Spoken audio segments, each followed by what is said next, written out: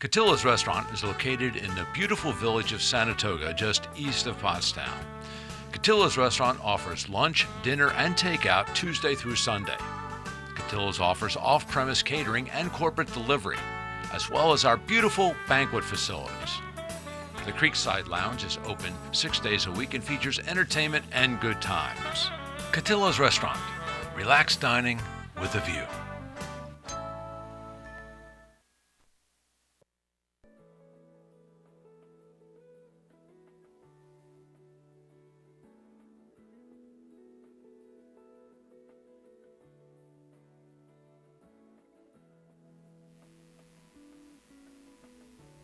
Give me a 1.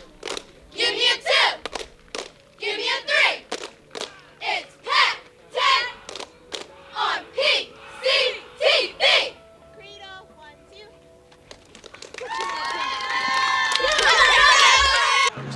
Dukes with a lot of room down the sidelines. And he is going to win that race to the end zone. Turning on the afterburner. Inside the 10. The question to the house. This takes one step and lets her rip, and Fowler does a good job.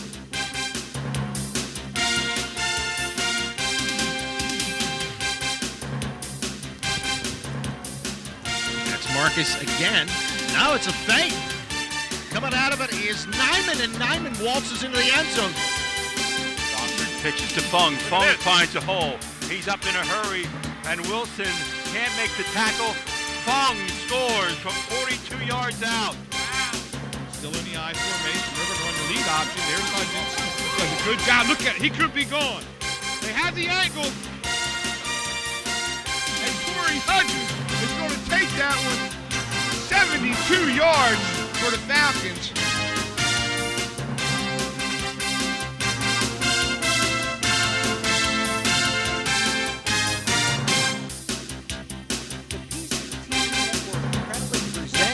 Montgomery County Community College pregame show.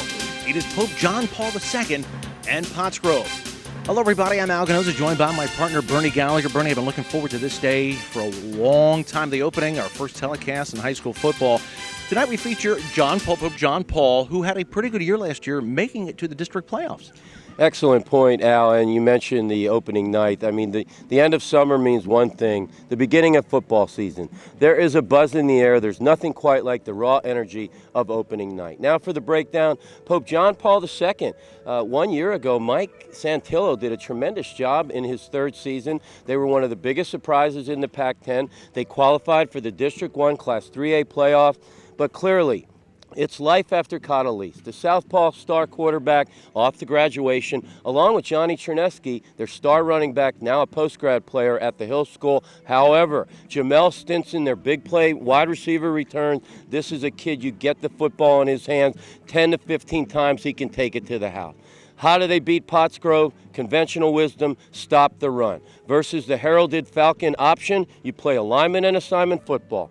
Who's got dive, who's got quarterback, who's got pitch. And Al, I think they're going to have to make a bold move and play that safety over the top to mirror the all-state quarterback Hudgens for Pottsgrove to have any chance. Cause and effect, you got to play lockdown man on your corners and hope you don't get burnt deep on the play-action pass because Hudgens has a good arm as well. But if they can do that and get a variety of run blitzes and stunts, they might have a chance at the upset. Now, hearing some of Coach Pennypacker's comments for Pottsgrove, it makes it sound like they're rebuilding. I'm not buying it. I think they're reloading as always. The word rebuild is not in the Falcon dictionary, but it all starts at the top with Hall of Fame coach Rick Pennypacker. They come into this game ranked number 2 in the state. They are the defending district champion, and this is a proud program that holds 7 Pac-10 titles to go with 2 Chessmont titles, 2 Interact titles. That's 11 football championships in a high school history. That's unbelievable, and clearly this team is a three-headed monster. You take the quintessential option quarterback, all-stater, Torrey Hudgens, a dynamite running back in Mark Dukes, 1,000-yard rusher from a year ago, and clearly Dukes is a hazard to opposing defenses. And then you add in the super soft wide receiver, Michael Fowler. 1 week ago, he went off. This kid is a beast. All 3 players possess blistering speed. Who's paving the way for him? first-team All-State Division I lineman, Madison O'Connor, now in his 4th year as a starter. He comes into tonight's game 6'6", 335 pounds. And get this, his line mates, they're not just tough guys, they're smart guys. All 5 offensive linemen carry a 4.0 GPA, high honor student. That bodes well for mental assignments and line blocking scheme. And then the final key on the Falcons, home field advantage. No one, and I mean no one, protects home field better than the Falcons. Their mentality is, this is our house, you're going to play us on our terms, smash mouth football. Well, today felt a lot like July, but we're going to have some football tonight. We'll be back with the opening kickoff right after this.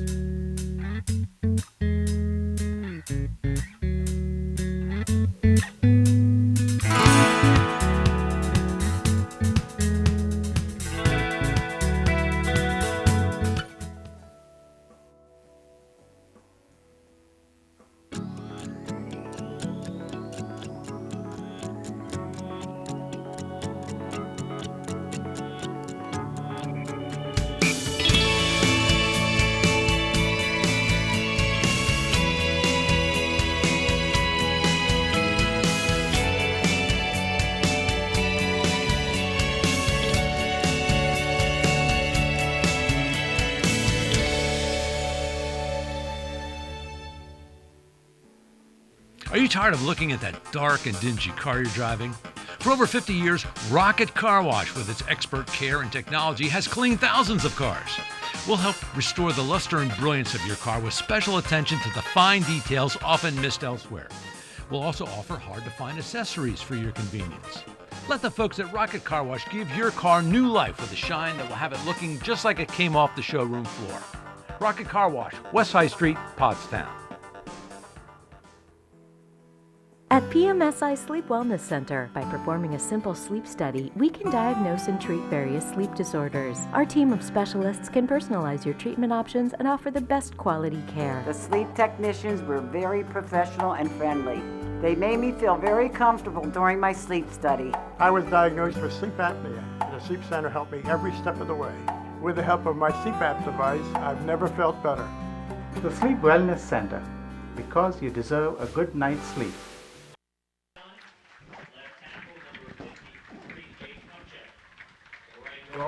My name is Tom Kicklin. I'm going to be your referee tonight. Mr. Steve Yackey, number your umpire. 59 at As we've right already talked tackle about is sportsmanship Liam above all Steyer. else, we're going to have a Tight great end is contest number in the football 6, game. Tadros, I need and any wide help from you receivers for number assistance. 5, Chris Eisberg, and number 10, Jamal Simpson. We've done the coin toss. Oscar, we've won the toss. We'd like you to defer. Is that correct?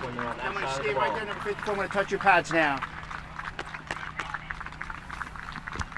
Pascal has elected to defer. You want the ball, correct? Go ahead and set yourselves up where you feel the space. You're going to defend the scoreboard, are you not?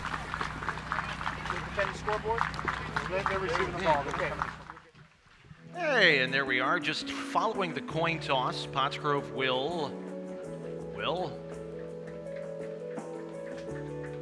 kick.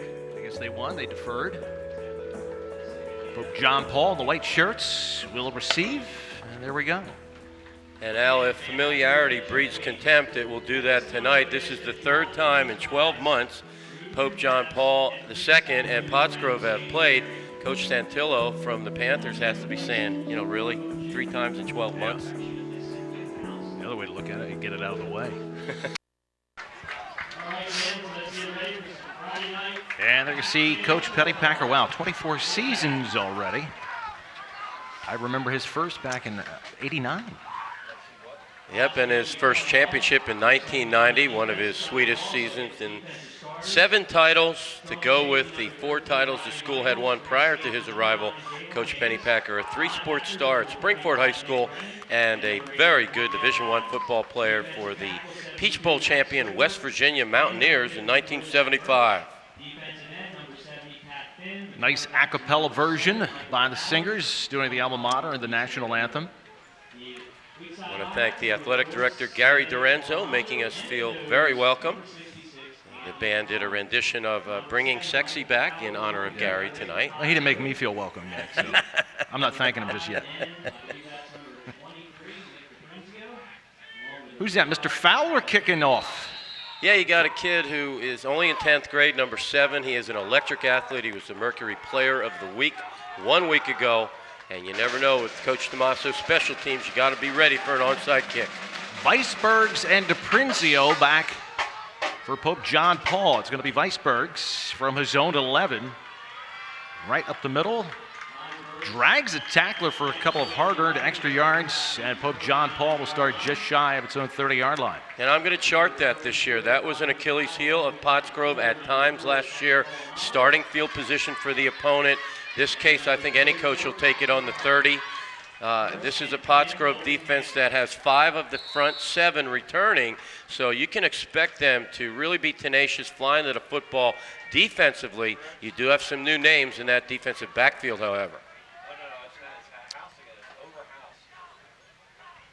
Out of the shotgun. That is Blemming, the new quarterback.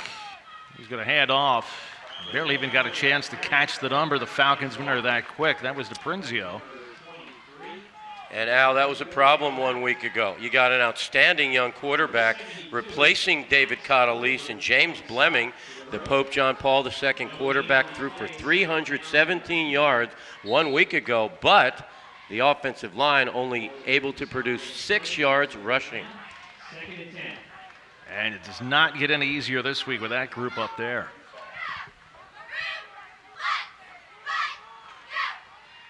Again, the shotgun. This time only 2 backs in the backfield. It's going to be a pass over the middle. Stinson has it. Stinson spun around at the 43, has a first down. Well, this is what he does. Number 10 is a very exciting football player, one of the premier elite players in the Pac-10. He's here. You can see Blemming, just a rocket of an arm.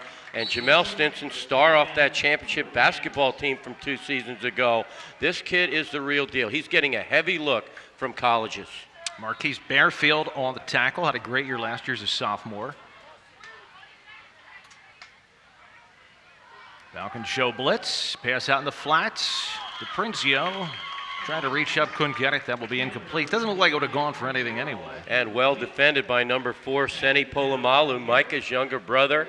He's a different kind of an athlete than Micah, perhaps a little more physical, and he played extremely well 1 week ago. I saw Micah on TV. I don't know if remember if I saw him on the field against Notre Dame, but I saw him afterward. He was in Dublin. He did play in some special teams over there in the Emerald Isle Bowl. Uh-huh. And Micah making us proud as a cadet at the Naval Academy. Yeah, not too shabby of a gig there. You can't be a slouch. DiPrinzio took the handoff as the second man through, and about 5 maroon shirts swallowed him up. Yeah, Al, what you have is you have 4 brand new linemen in there, or actually 3. You've got 2 of the best guards in the league for Pope John Paul. Both 3-year starters, Josh Bildstein and Chris DeLeva, and Jake Kupchak. So you have 3 linemen that have a world of experience, but you have 2 or 3 other linemen mixing in there. This is their first ever Pac-10 game. 3rd down and 10. Stinson is split out wide left. He's got single coverage. Let's see if Blemming goes to him. Nope, looks the other way. Has it out to Tadros. Tadros can't quite shake the tackle. A nice play there by Quadir Miller. Had him one-on-one. It's prevented a first down. You know, if people want to concentrate on stopping Tinson, you better keep your eye on Tim Tadros. Tadros had a monster game 1 week ago, almost 200 yards in receiving. Wow. So you've got some weapons out there. You got an excellent quarterback. If they can give him time, develop enough of a running game, they could be a threat. Miller and Fowler back to receive the punt. And they're going to stay away from it. It's going to roll out of bounds right about the 21-yard line. And that is where Pottsgrove will have it for the first time tonight when we come back.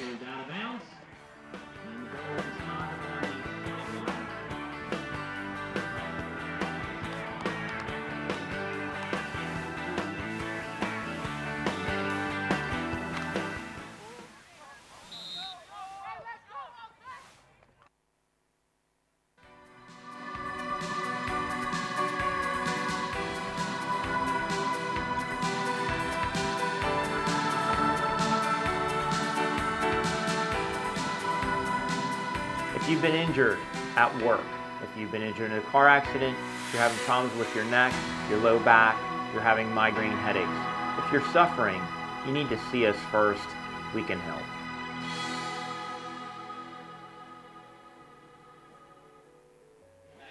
Now first down run by Pottsgrove only scratches out a yard.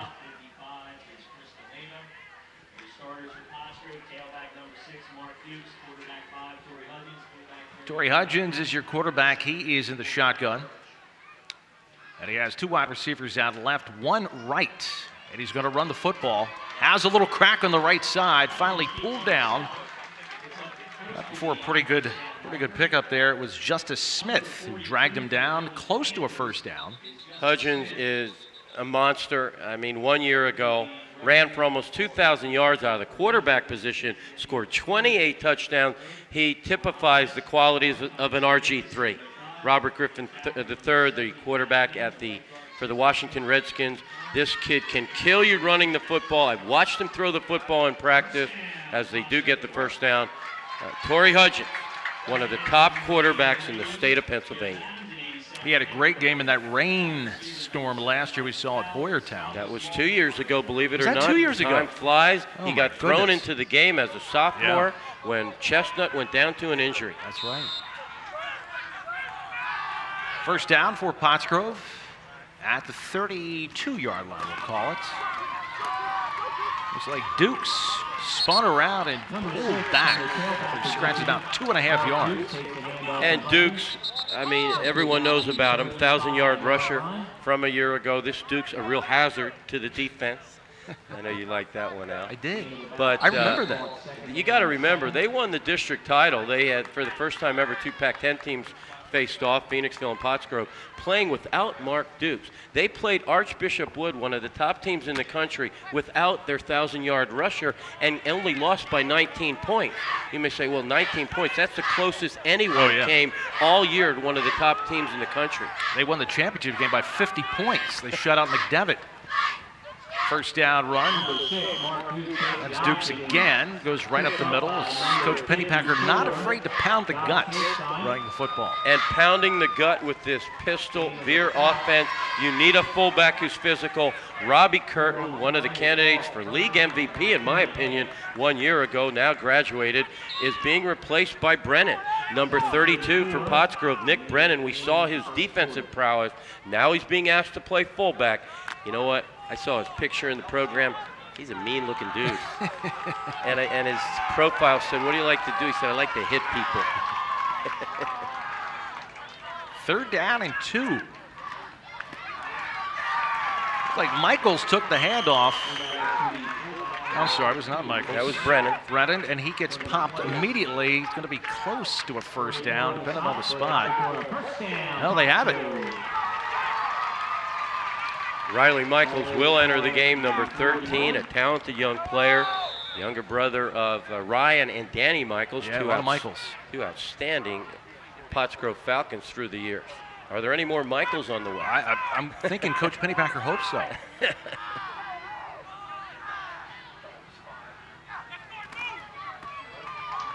Brennan with a big hole.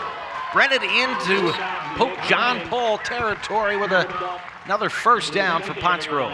Yeah, Brennan got thrown into the fire as a sophomore on defense. Now he's only a junior, and he might not be the biggest fullback in the Pac-10. Like I said, he is tough and physical, and he fits prototypically right into that meat grind mentality, because we're going to talk about this offensive line a lot as the game moves on. Pope John Paul had it first. They got a first down and kicked it away. Pottsgrove on the drive from its own 21-yard line. Dukes cutting, now cuts to the outside, and he is going to go. Touchdown, Pottsgrove.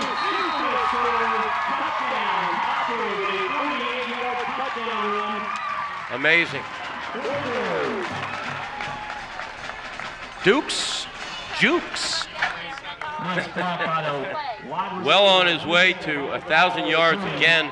1 week ago, Dukes averaging 11 yards a pop. You give him gaping holes like that O-line just created, and he's going to take it to the house. Is that Torrey Hudgens on to kick the extra points? Boy, as if he doesn't do enough. Yeah. He's your quarterback. And the kick is no good. Take another look at the touchdown.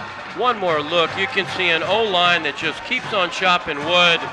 And you got the big guy, Madison O'Connor, 335 pounds on the right side. Obviously, they're going to run to the right a lot. And watch their wide receivers. Here comes Fowler in from the left-hand side of the screen. Their wide receivers for the past 10 years now, they really ought, if they have a clinic for coaches in Harrisburg every year, they ought to do a 10-minute excerpt from Pottsgrove High School. This is how wide receivers should block. Yep. Miller got a great block, too. You're right. They don't take plays off. It's unbelievable. Every year. You don't have to clean a guy's clock as a wide receiver. All you got to do is what Fowler did. Shield him. Get in the way. Let a terrific athlete like Dukes do his juking and jiving, and then next thing you know, he's dancing in the end zone. Yeah, if those wide receivers take that play off, that's 10-yard, 12-yard gain, and that's it. Pottsgrove to kick off for the second time tonight. 6:29 left to play in the first quarter. Fowler with a high end over ender. Again, it's Weisberg's from his own 15. Good special teams coverage by Pottsgrove. Michael's getting in on the hit. Here's Weisberg, a senior. Second possession here for the Golden Panthers upcoming. 1st and 10. Mike Santillo, Pope John Paul, cannot give this guy enough credit. He's a graduate of Bishop Kenrick that evolved into Kennedy Kenrick, that evolved into Pope John Paul II when they combined with St. Pius X of Pottstown. You got a bigger pool to pull from. I don't think anyone expected the Golden Panthers to make the playoffs a year ago in their second year of existence as a high school. And they have a lot of juniors this year who are seeing playing time. One of them is Blemming, the quarterback. He's going to hand off to Prinzio. Grabbed early on. One more look at the touchdown. Watch the line surge.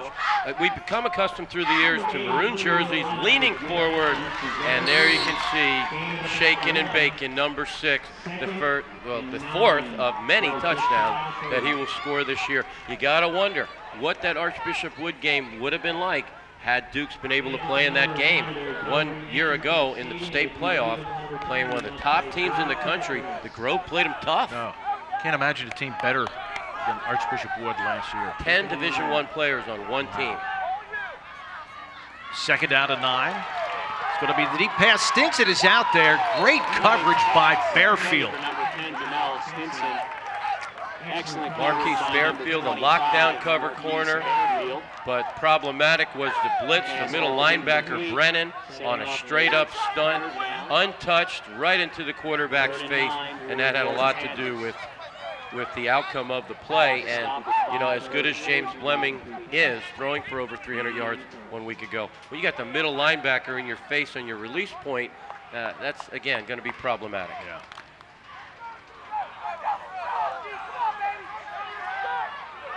So it brings up 3rd down and 9. He has DePrinzio in the backfield with him, 2 wide receivers either side. Well, he's got time this time, fires it, has a man, and it's just a bit too high for the intended receiver. Mark Debnam, I believe. No, Mike, oh, no, I'm sorry. Cianculi. Mikey Cianculio. You know, there's a kid that if you asked him, he'd probably tell you, I should have held on to that. Would have been an unreal catch. But most wide receivers, the rule is you touch it, you catch it. Now what you don't want to do here, Al, is kick the ball to number 7. The top punt returner in the PAC10. 1 week ago, Norristown chose to kick it to him, and he took it all the way back for a touchdown. Last time they kicked it to the side. This time they're going to kick it to the other side. Missed tackle there as Quadir Miller has some free room. He's down the sidelines. Finally taken down by number 75, the punter. It was Kirk Cherdeski who saved the touchdown. Miller is going to see his share of punt returns, considering the scouting reports are already out. Don't kick the ball to Fowler.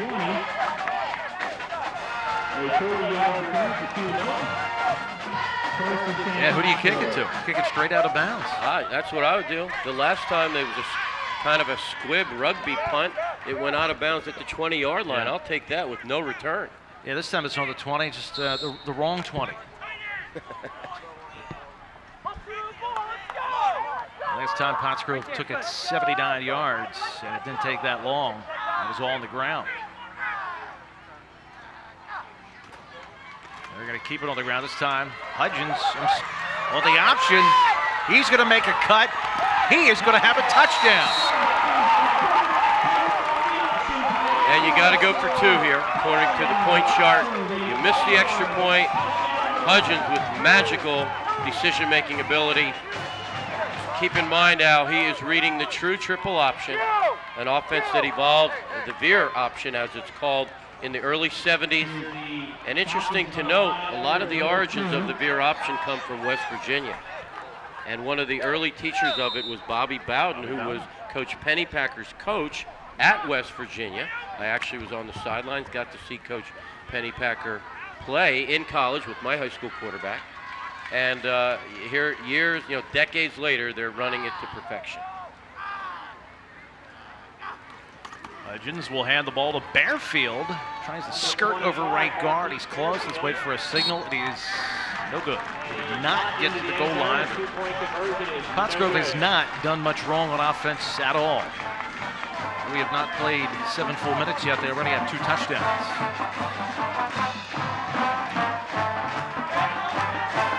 Bernie, this offense could rival the offense of the early 2000s.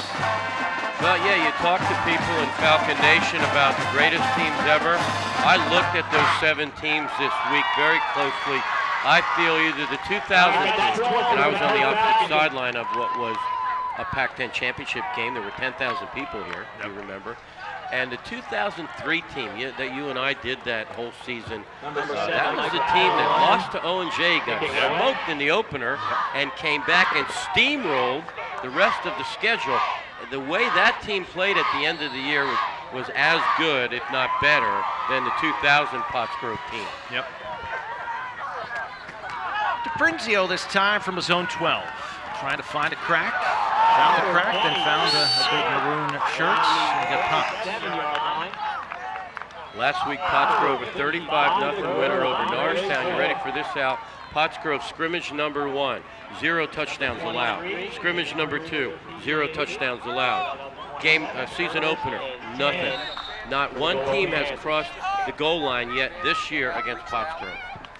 Sounds like your Trojans back in, what was that, 2003? 2002. Our team did not allow a touchdown all year in the Pac-10.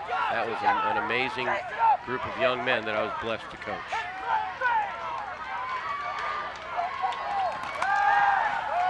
Fleming has the man out there.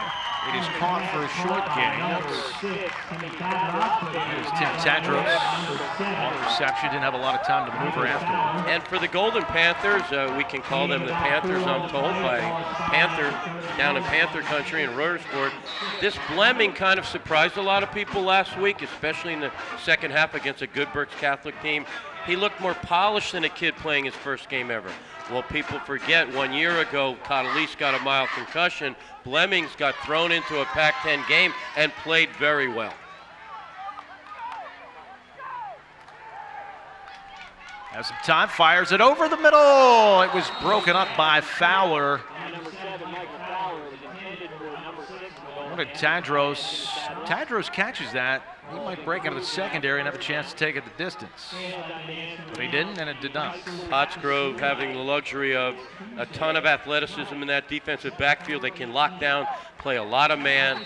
These assistant coaches for the Groves just do not get enough credit.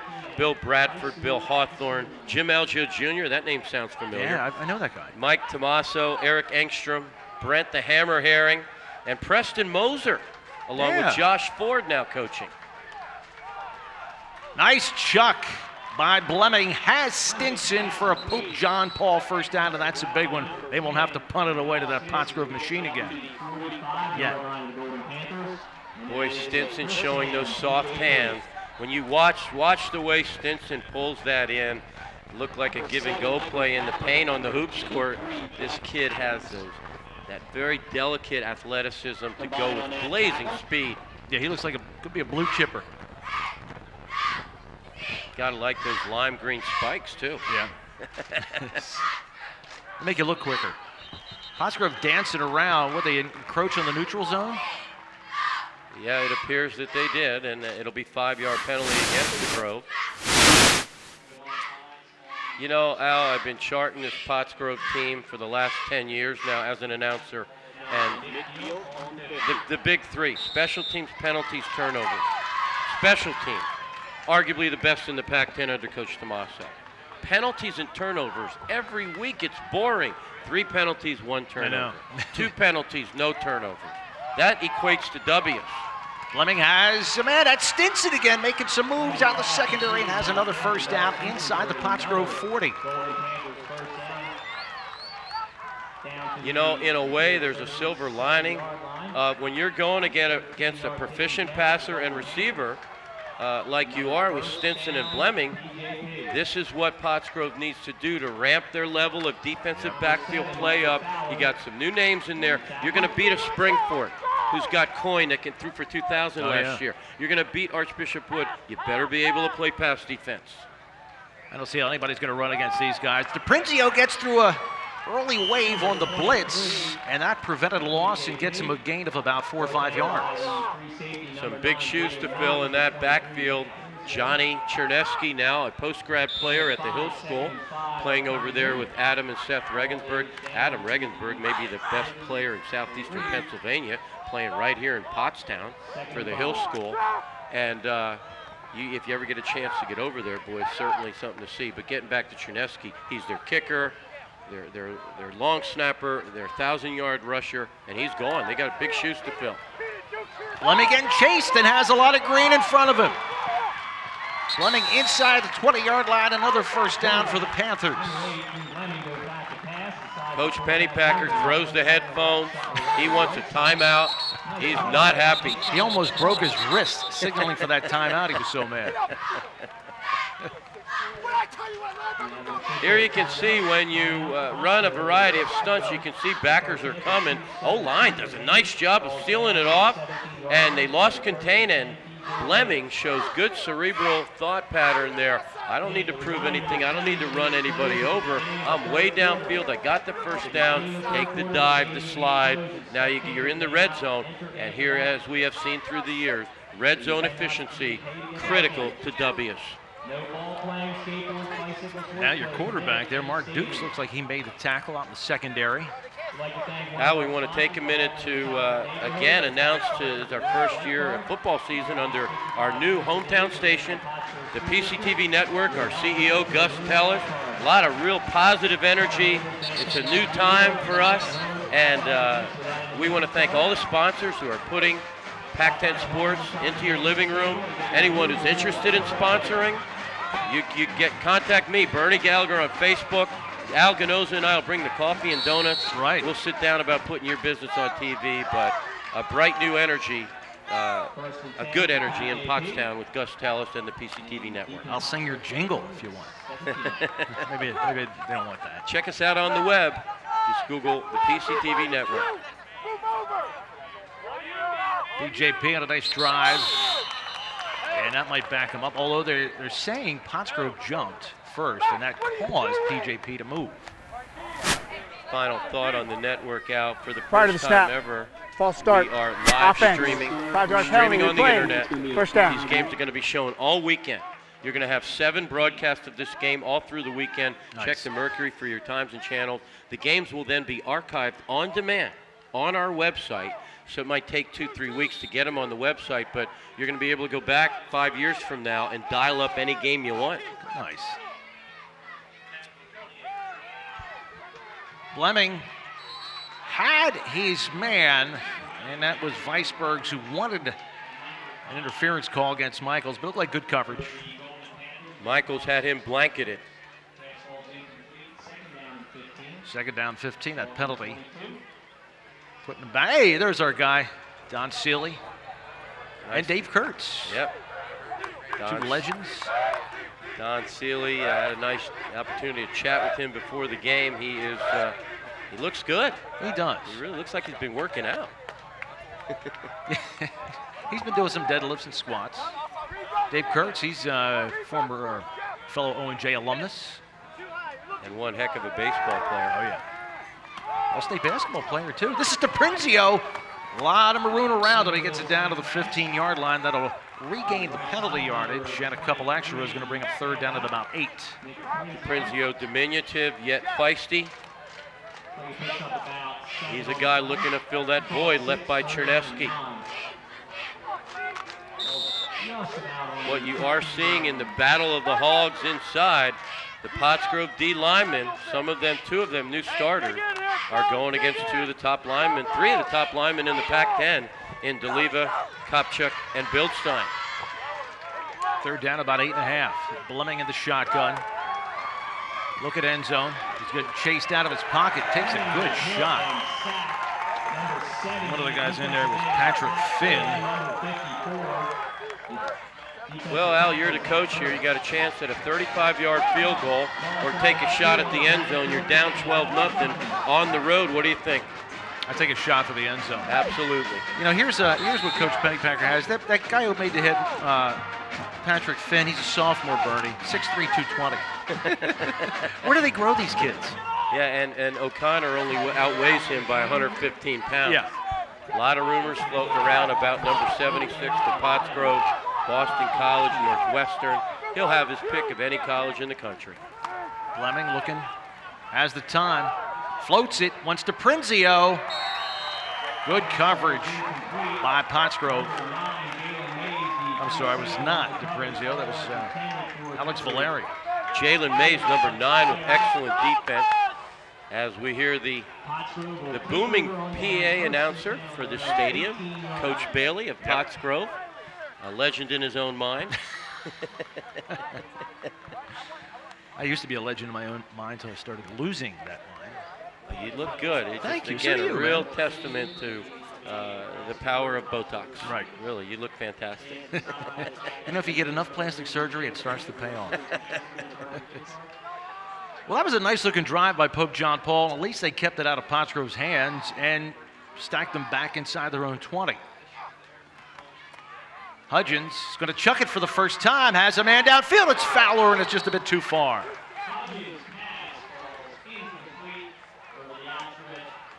He had him. Yeah, he did. Hudgens has the arm strength. They don't really throw often enough to develop that proficiency, that touch. But if they're going to take it to the next level, now they've gone through the Pac-10. The district championships are starting to pile up now. The state playoff win. You want to start thinking about the elite level in the state, which in the opinion of many, Pottsgrove has already attained. You want to beat those upper-level teams. You got to throw the football. Yep. Second down and 10. This time, Hudgens under center. We'll hand to Dukes. Dukes breaking tackles. Dukes still on his feet, up near the 28-yard line and close to a first down. Man, he's fun to watch. Yeah. He's a slasher. He can dart and dance. Excellent basketball player for Coach Palladino, Coach Boyer. They got a nice basketball program here, champions of 2 or 3 years ago. And he is going to be fun to watch along with Bearfield on that basketball court this winter. And Fowler. Bernie, a guy helping us out here as they measure from Pottstown. A nice young man, Miles, the point guard for the Trojans. I met before the game. Miles Elliott, the outstanding point guard, arguably best player in the Pac-10, now part of the PCTV Network crew. Good Sounds to like see a him. nice, well-rounded, yep, grounded young man. Good church-going family, strong on the academics, and works with the elementary school in the Pottstown School District on reading programs for the young ones. That's good to hear. Now there's the measurement.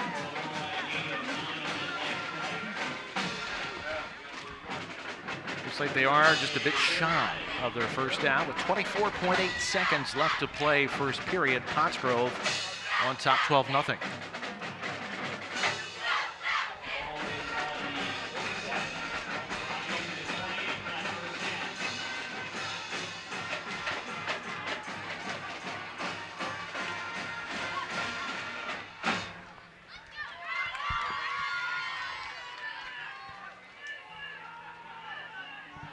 Hudgens will be in the shotgun. They're down to, they need to measure for that. And off to Brennan, breaking one tackle. Can't get past the tackle of Nick Howarth, who stood him up nicely, but I think he's got enough for his first down, and he does. Brennan's that workhorse in the middle. He's built for that type of play where you need a yard or two. And but what a lot of people don't realize, he has blistering speed. He can take it to the house himself. They got a lot of speed on this With team. Pottsgrove football, I think, you talk about the speed and their success, but I think it's more about that attitude that Coach Pennypacker has instilled. You can check your ego at the door. You better live in the weight room. You may as well set up a tent in the weight room. Yep. And that...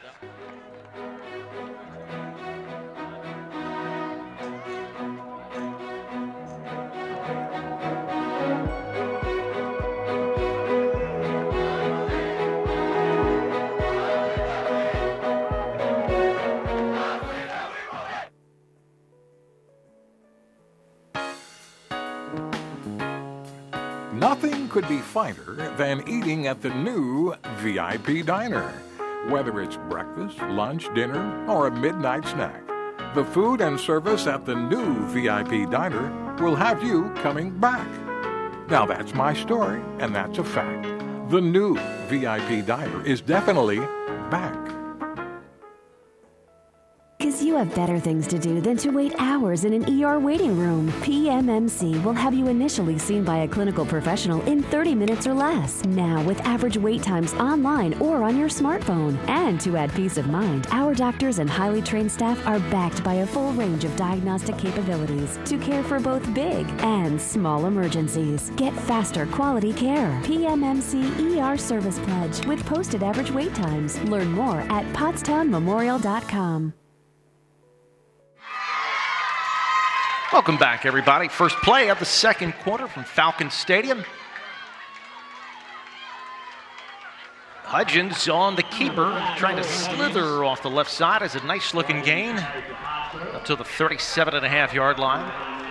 Now let's talk a little bit about the offensive line of Pottsgrove. Now, obviously, the last 3 years, arguably as good of an offensive line, if not the best, that has ever played in the Pac-10. The Berger boys, Schollenberger, Bonenberger, gone, graduated. Steve Ames, the best tight end in the league, graduated. We'll talk after this play about some of the new names in there. It's a lazy group. They get away with coasting through practice. Second down at about 3 for Pottsgrove at a long count. And off to the up man, Brennan. Getting to the sidelines. Brennan being chased. Finally knocked out of bounds by Alex Valeri inside the 25-yard line. Well, speaking of the offensive line, this is what they do. They open holes you could drive a truck through. Let's talk about them. Tommy Safakis, the left guard. Patrick Finn, left tackle. Anthony Pond, the right guard. Right tackle, Madison O'Connor. And the new tight end, very talented, Jeff Adams. They also mix in Henry Miller. We do have a player down on the turf. Oh, and they're holding his leg.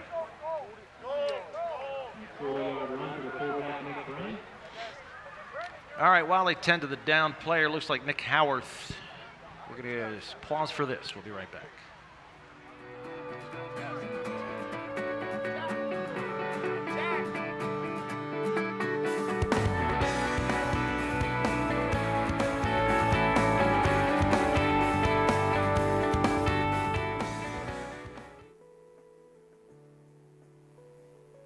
I want a professional heating company with heating and cooling service plans.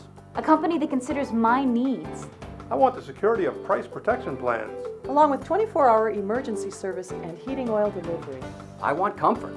I want Ollard Brothers. Ollard Brothers, still family and still local. Ask about our America-friendly and environment-friendly agri-fuels, bioheat, and biodiesel. When it comes to heating and the environment, there's only one choice. Thanks, Ollard Brothers. Welcome sight. Nick Howarth able to walk off the field on his own power. It looks like he's hobbling, but I think Morgan News looks like it's an ankle rather than a knee. How about this 4-wide shotgun, Air Pennypacker? 1st and 10 from the 23-yard line. Hudgens is going to keep it. Hudgens into the opening, spinning around, down around the 10-yard line.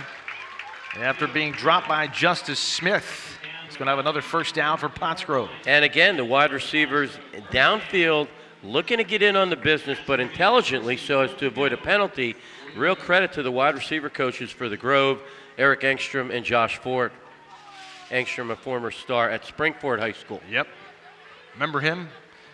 Yeah, I have league champions when he played? I have some painful memories of him, yes. I try to block him out. Kind of like you with old girlfriends. Yeah. You know? Oh. Hudgens, low snap. He was able to finally get it, and he was covered quickly by John Trawick, who, if I'm not mistaken, is related to Coach Algio over there. There you mentioned it, that Trawick name, a familiar name in Ram Nation. Mariah Trawick, an outstanding basketball player for the PAC10 champions, district champions, and almost state champions 1 year ago, the Springford Rams lady basketball team, a member of the Algio family. And there's another Algio in the game tonight, Dylan Algio. Yep. He's bumped up. He may or may not play tonight, but Algio Nation is out tonight. Well, that's what Jim was saying. They got everybody here. If everybody in that family came, we wouldn't have any room in the stands for anybody else. Yeah, Mary Francis, his mother, and of course the father. Both of them outstanding basketball players at my alma mater, Westchester University. And I think Mike DeMartelier, the former LC quarterback, one of my friends, is here. And the old guy finally stepped down after 40-some years at Lansdale Catholic. Yeah, he couldn't take it. He got out early. Well, we get a timeout. What's happened here, Bernie? Well, Mr. Dorenzo, the athletic director, is over, and they're going to talk it over. We're going to take a break.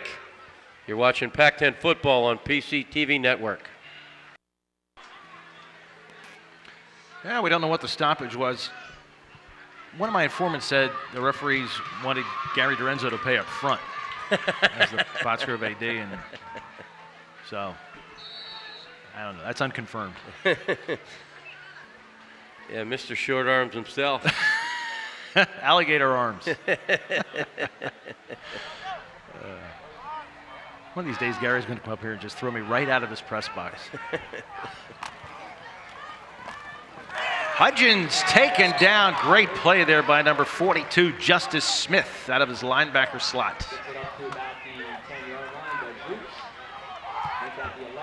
I'll tell you, Gary's done a nice job of this field. They redid the track, and some of the parts of the field were looking bare, and he took care of that. The one down the end zone near the flag.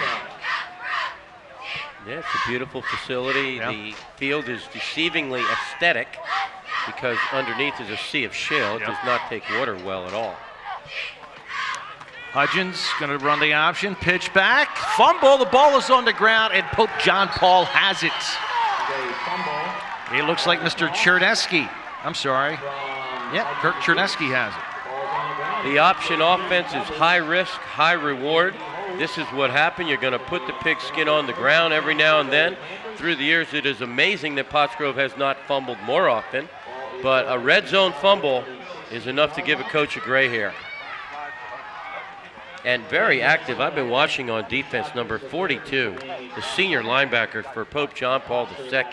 He is what coaches call active, and he's not in a nice mood when he arrives where he wants to be. 200 pounds, solid, loves to lay the lead on you. Here comes Blemming.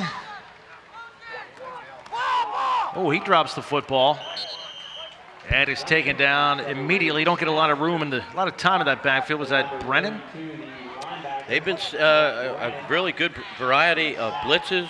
You got to remember the defensive guru, Tim Hughes, a long-time D coordinator for Pottsgrove, now the D coordinator at Pottstown High School. Has been replaced by Bill Bradford, who is a very aggressive D coordinator. He is not afraid to send people.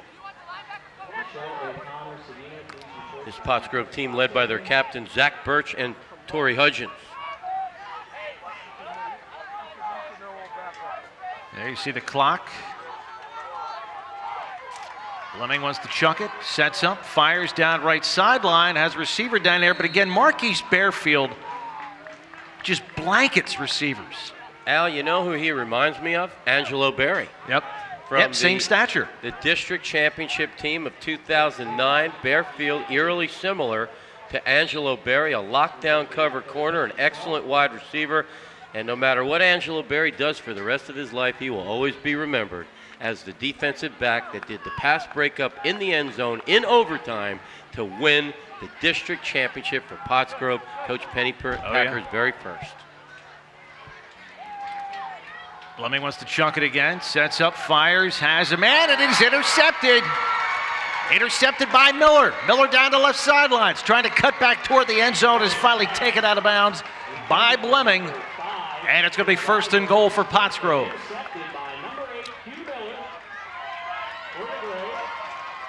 Well, that's the old rip and tip drill. And Quadrille Miller, one of the new names back there. Got to remember, Pottsgrove, the last couple of years, their JVs have been outstanding. Undefeated two years ago.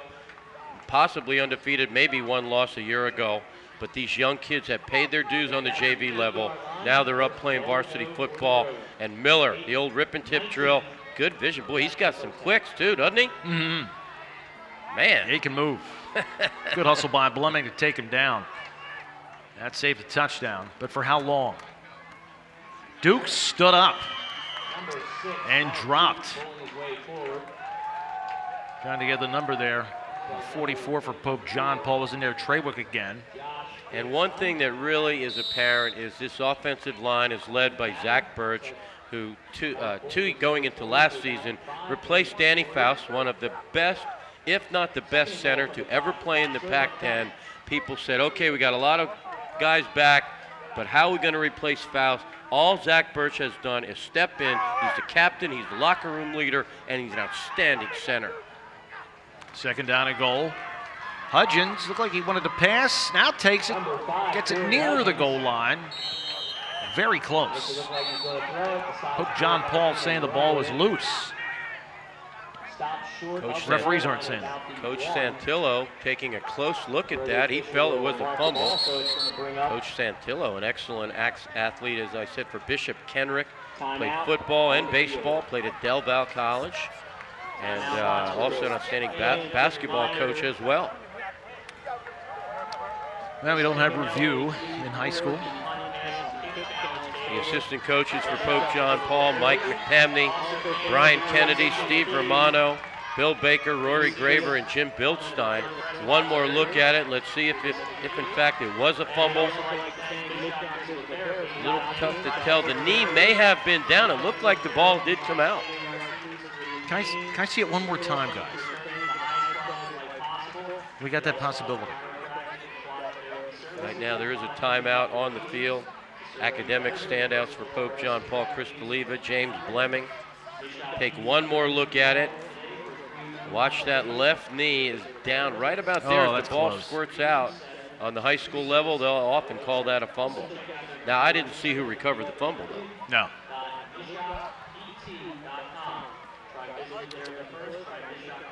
Well, the Panthers were signaling, so. Al, you mentioned Kirk Chernesky. Always being a former Boy Scout myself, a real credit to Kirk Chernesky, a member of the Pope John Paul team. He's an Eagle Scout. He attained Eagle Scout status, actually built a softball field. So, you know, something that you might do in your spare time. I've done it a couple times. not within the past month. Hudgens over center. Hands to Dukes, who literally jogs into the end zone for a touchdown, Pottsgrove. Boy, that's a beefed-up version of Dukes. We're getting that excellent close-up angle from Debbie Tellis, our sideline camera person. And again, according to the point chart, you want to go for two, or you figure you want to practice your extra point team because they're a little weak, it appears.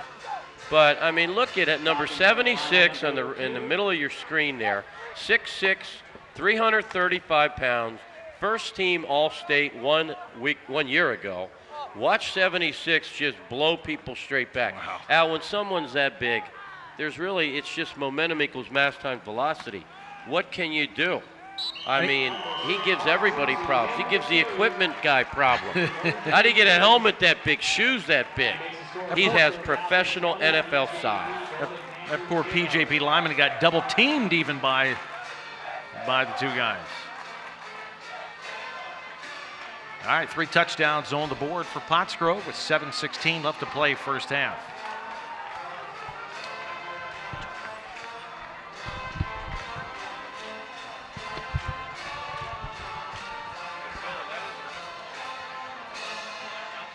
And you know, Dukes is falling right in the line of tailback U. We saw Brent Carter, of course, the Micah Polamalu, who had almost 4,000 yards, Brent Steinmetz, Jermaine Thaxton.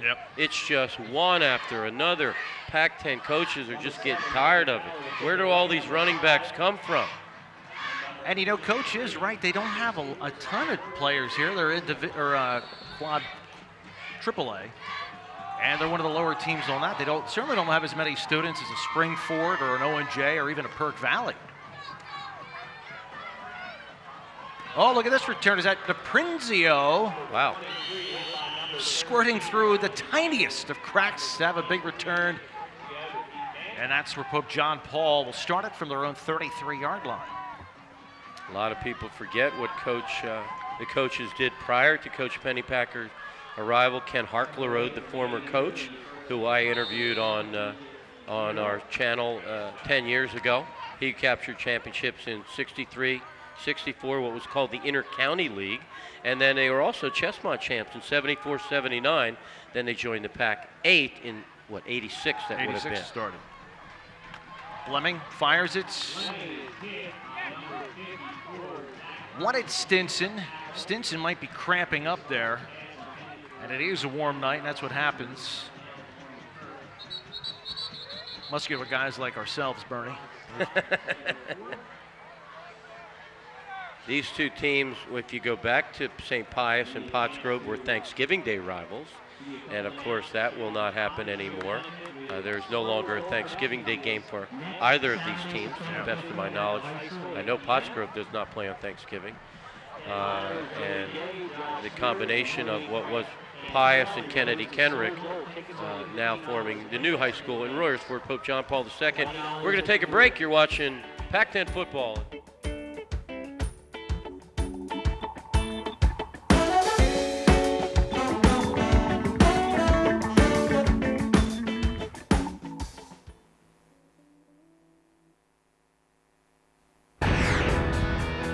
Hi, I'm Patrick Gilbert. And I'm Mike Henkel. Over the past year, our more to like philosophy has continued to bring more new Subaru buyers to our doors. Customers tell us they appreciate we offer more savings, more selection, and more value with every new Subaru we sell. So if you're in the market for a new Subaru, stop by and get that more to like feeling too. Welsh Subaru, Limerick. Online at welshsubaru.com. Welcome back, everybody. Second down and 10 play. A lot of good energy in that PCTV Network truck. Gus Tellis, head tennis coach at Pottsgrove. Good big W the other day. Congratulations, Coach Tellis. Oh, he's still coaching? I didn't know that. Yep, Coach Tellis and the tennis team putting one up in the W column. He's got the family down there again. I saw Carly down there, Deb on the sideline. Yep, our man John in engineering will be tying the knot in the next year or so. Ooh, a draw play. DePrinzio breaks the tackle, showing some good moves, still gone. Finally planted around the 39-yard line. But a good run. Yeah, Nick DePrinzio, only a junior. Boy, he shows good lateral ability. He can cut on a dime. He is MC Hammer. Can't touch this. A lot of juniors seeing that action. Tim Tadros is a junior. Blemming's a junior. DePrinzio's a junior.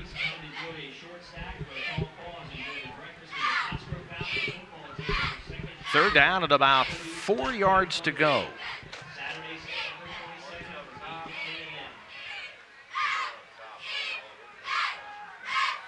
Fleming with 3 wide receivers out right, but he looks left. Floats it deep downfield. And they're going to call pass interference. He wanted the sophomore Matt Mazzaros, who was covered by Jalen Mays. Excellent coverage, and Fleming threw it where only his guy could get a shot at it. Mazzaros, another familiar St. Pius name. And they're going to call pass interference. That's a tough call. Looked like good coverage. Yeah. You got to wonder if Mazzaros is the younger brother of Andrew Mazzaros. There are a lot of Mazzaroses down there. Yeah, off that championship Pac-10 basketball team from St. Pius X. It's like there are a lot of Michaels at Pottsgrove.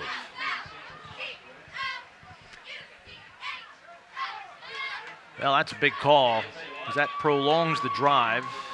Coach Santillo's got to be wondering who made up the schedule. Their first 2 Pac-10 games against state-ranked teams. They have Pottsgrove tonight, and next week another tough one with Springford.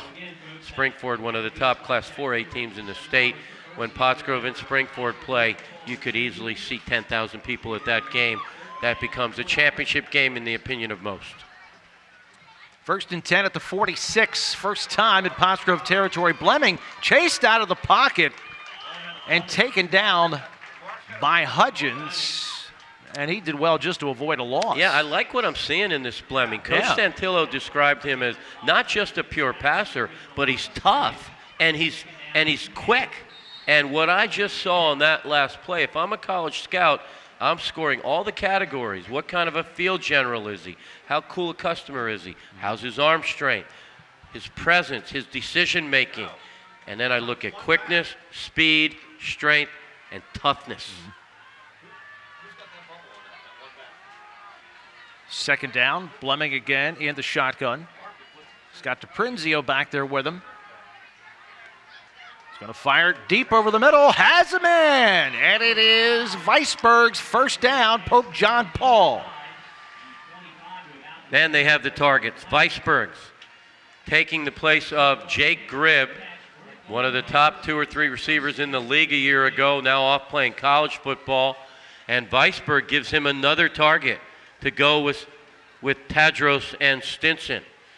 There's no, I mean, when you watch the decision-making, the vision that Blemming is showing me, and the quick release, when you have that quick of a release, cause and effect, you can wait longer. If you can wait longer, people are going to get open. That was just a snap throw.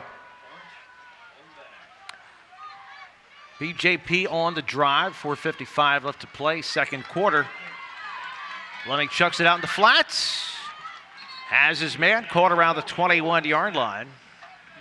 That is Tadros that time. And, and Tadros is 6 feet 4 inches tall. You got to believe they're going to recruit him for the basketball team. And by the way, we want to thank the Parents Teachers Association, the Booster Club, sending lots of food up our way again. They always do a nice job. They definitely, we have, I'm going to say Boyertown, Upper Perk, and Pottsgrove are tied for the Hospitality Award and volume of food sent to the box. They're going empty set, no running backs. Blemming on a 2nd down and 6. And it's whistled dead. Now that looked like a gym class formation. A quarterback in the backfield and 10 people all spread out. Even the O-line had elongated their splits. Somebody must have been messed up on where they were on the line of scrimmage, though. That's going to be 5 yards back into 2nd down at about 10.5 now. A lot of other football going on this weekend. Boyertown at Upper Perk. This is all Friday night action. Exeter at Phoenixville. Plymouth Whitemarsh. Actually, I'm sorry, Penwood at Pottstown. Ruston at O&J. Springford at Daniel Boone. That could be interesting. Oh, yeah. And then there's Saturday matinee action. You want to get out on a Saturday afternoon. 1 o'clock p.m. A very good football game. Perk Valley at Methacton. 2 teams that will be very surprisingly good this year. Blemming with time again. Just before he's hit, he gets rid of it. A little bit high intended for Weisberg's, who was double covered but had position on him. But another laser by Blemming. Yeah, they're getting a good push in that defensive line. Patrick Finn, Max Wickward, Zach Birch, and this Adams kid, 83. Boy, he is so impressive as we get a timeout on the field. He got thrown into the action in the playoffs last year and did a terrific job for Coach Pennypacker. But nice to be working with you again, Al Ganoza, ABC anchor and arguably the most interesting man in Douglasville. Thank you. Yes. Your new Man Cave in Douglasville. Yeah, got a nice apartment off of 724. Uh-huh.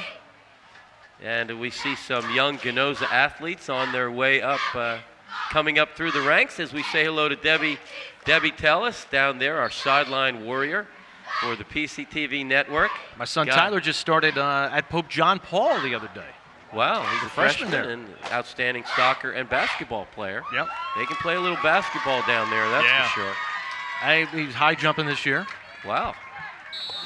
Got it all from his mother. Yeah, I know he didn't get any athletic ability from me. At least, thankfully, he did. Al the Toad Ganoza. Third down. Blemming with time. Blemming fires it. It's caught by Stinson. Stinson's still going. First and goal, Pope John Paul around the 6. Man, extraordinary play for the high school level. A quarterback with the arm strength to fire a laser in there. He had a target that he had to hit like throwing through a tire hanging from a tree, which was always a drill going back to the 60s. And Stinson is a man-child that YAC yards after the catch. Now they this is big, Al, with 3 minutes and 24 seconds till halftime. They can punch one up here. It changes the whole complexion of the football game. Blemming again. This time he wants to tuck it up inside the 5, spinning, trying to get toward the goal line, but pushed back as he gets close to the 3. Man, he is a QB not afraid of contact. Well, I'll say. You know, that's good and bad. I mean, he looks like he really took a shot, and he's walking a little slowly back to the huddle. And he's not, you don't ever want to give your opponent the satisfaction of knowing they knocked the wind out of you. But Blemming is hurting a little bit now on second down. Here, I'm going to take 3 shots at the end zone in the aerial department. I think Zach Birch was the one who nailed him with the best shot. Second down and goal. Blemming again to the shotgun, this time from the 3. Blemming pumps, fires, has a man, and it's caught by Weisbergs for a touchdown. Man, that was big. That was big. Man, he can zip that ball. And the offensive line giving him the time, that certainly had a lot to do with the eventual outcome of the play. And not to be redundant, but you got 3-year starters in there. Look at this offensive line. Josh Bildstein, Chris DeLeva, Josh Kupchuk. These guys give an outstanding quarterback like Blemming enough time, and that's what happened. We got a lineman. Wow, what a strong leg. Mr. Chernesky pumps it through, and Pope John Paul, on a nice aerial drive, puts 7 on the board.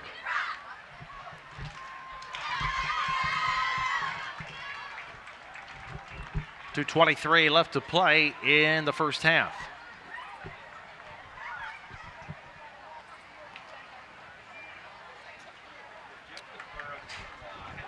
Pottsgrove defense. Obviously, Coach Pennypacker not pleased. This is a defense that had 5 sacks 1 week ago against a pretty good Norristown team.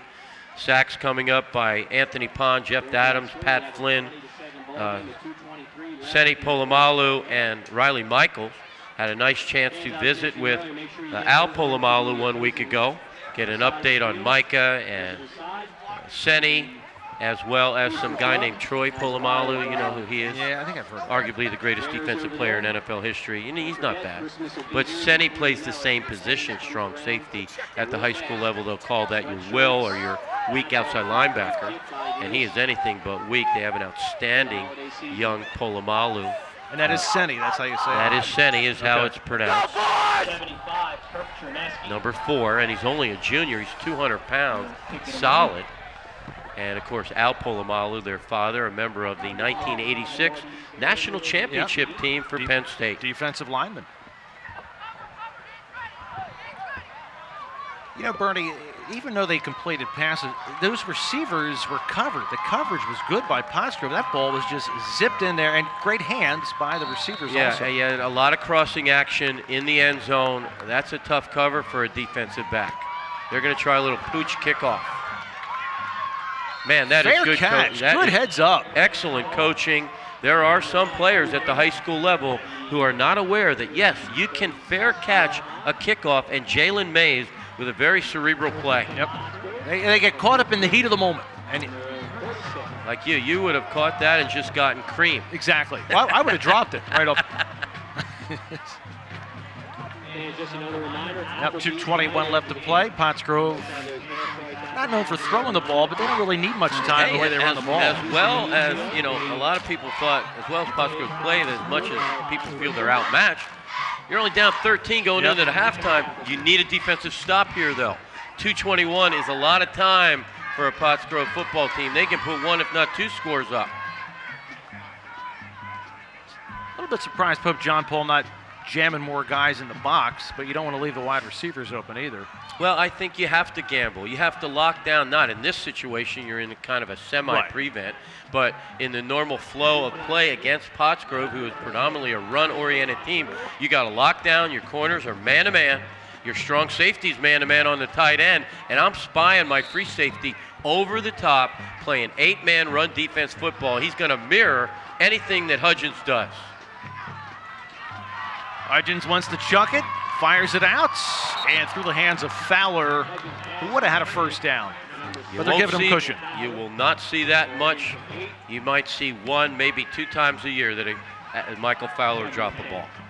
Younger brother of Johnny Fowler, who was the best punt returner in the league the last 2 years, says, all right, you keep it in the family. Now you have to be the best punt returner in the league for the next 3 years. As well as one of the top receivers 1 week ago, Fowler scored a touchdown on a punt return, fumble recovery, and he intercepted a ball as well. Hudgens will keep it, gets stuck, and the guy who hit him is down. Hudgens eventually taken down. Wow, Josh Bildstein creamed him. Josh is up. But give Hudgens credit for taking that shot and just spinning off it. Bildstein is 255 pounds. Hudgens comes in at 175. What happened to momentum equals mass times velocity? Man. I guess the velocity outweighed the momentum, or the mass. Third down of the yard. That is Dukes. Dukes breaks free. Dukes down the sidelines. Pushed out of bounds inside the 25. Saving a touchdown was Valeri with 1:34 left to play. Here you can see 255 pounds versus 175 pounds. And the velocity overcomes the mass, and of course the angle of the hit has a lot to do with it. But Torrey Hudgens showed me a lot on that play. We are his laundry on the field. We will have a penalty. Regardless of the penalty, if there's one word to describe Dukes, it's effortless. Yep. He just glides. He's got a different style than the Carters and the Steinmetzes, the Polomalus, the Thaxton. He's unique in his own right. Now that wipes out a great deal of that game. In fact, it wipes it all out. Happened just downfield, must have been a hold. Brings it back to the 44-yard line. Thanks for joining us, wherever you're joining us out there on one of the channels or on the web or on demand if you're looking for this down the road a couple weeks from now.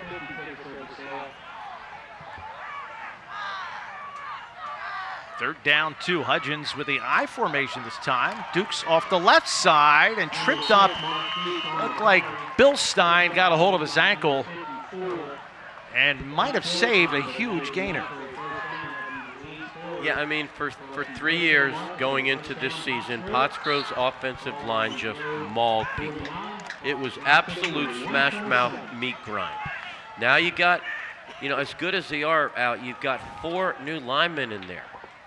So there is a little bit of a maturation process. This will be interesting to watch this team. Hudgens escaped the sack, turns it upfield, has a first down, inside the 40, taken down around the 37-yard line. A prime example of how fluid of an athlete Hudgens is. Remember 1 year ago, rushed for close to 2,000 yards as a quarterback, scored 28 touchdowns. That's a lot of touchdowns in high school for your quarterback. This kid He'll run the 40-yard dash in 4.3, 4.4.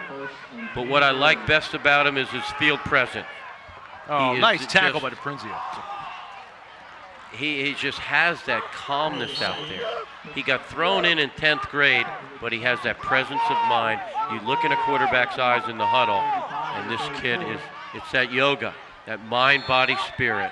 He's got all the calmness that you need in a quarterback. Cosgrove trying to stop the clock there. 38.3 seconds left. They just spiked the football.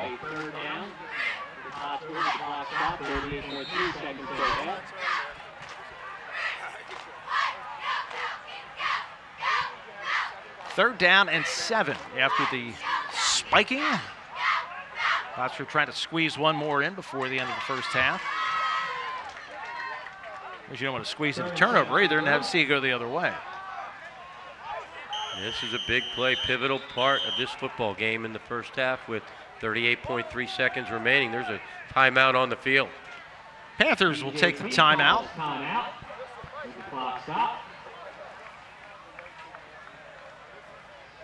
And we're going to keep it here. You know, you can't help but think of all the memories of St. Pius football with Jim Mick Sr. and coaches like Dave Bedolis. You know, but lately St. Pius had a lot of turnover in coaches. They had the rock of Mick Sr. all those years, and Bedolis did a fine job, took his team to the Eastern Final. But by the time they did eventually combine with Kennedy Kenrick, it was a fresh breath of air. I think Mike Santillo is the perfect choice for the new job of blending two football teams. The first time you bring them in the gym, they meet each other. You know, these are kids that might know each other from CYO competition, but you're talking about parishes down near, say, Collegeville, towards King of Prussia, Phoenixville, combining with the Boyertown, Pottstown area parishes, and of course, you know, St. Algiers, where you're a member. And Mike Santillo, in my opinion, has blended the two communities beautifully. Ball is underground. Hudgens picks it up, fires, has a man open, and it is tipped. Tipped and caught. Wow. Tipped and caught by Q Miller. Stop the clock to set the chains. And you got to have a play here or else they're going to spike. I don't think you need to spike. I think you can run. No, you're going to spike. I mean, that's okay. You got 29.6 seconds remaining. You're going to take 3 shots at the end zone. He was getting close to the line of scrimmage. Initially, the ball is tipped. It looked like it would have been incomplete. Tremendous concentration by Q Miller. I like that. You know, when your first name starts with Q, you're just born cool. I mean, you know, it's not like you're some schmuck named Al or Bernie. Right. You know, the Q man. Yeah, Q has style. Q has style. That's a nice play. I think you're going to get dates just on your initial alone. Hi, I'm Q.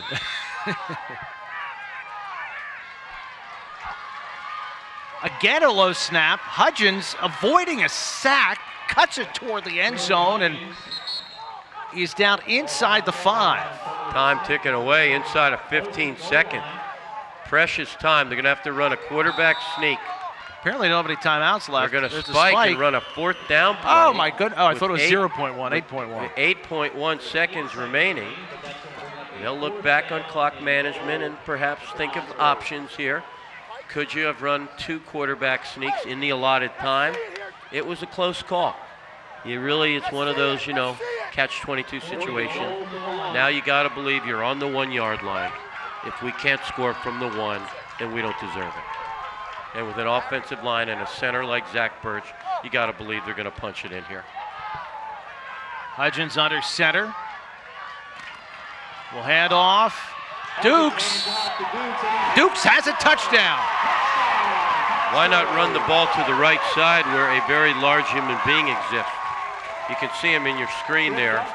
Watch number 76 on the right-hand side of your screen. 26-7. He's so far back in the end zone half the time because he blows his man 5 yards downfield. Yep. He is a beast. He might not be the toughest kid in the world, but at 335 pounds and 6'6", you're going to write your ticket to any college in the country. You stay healthy and keep your head on straight, you could be playing on Sunday. They're going to go for 2.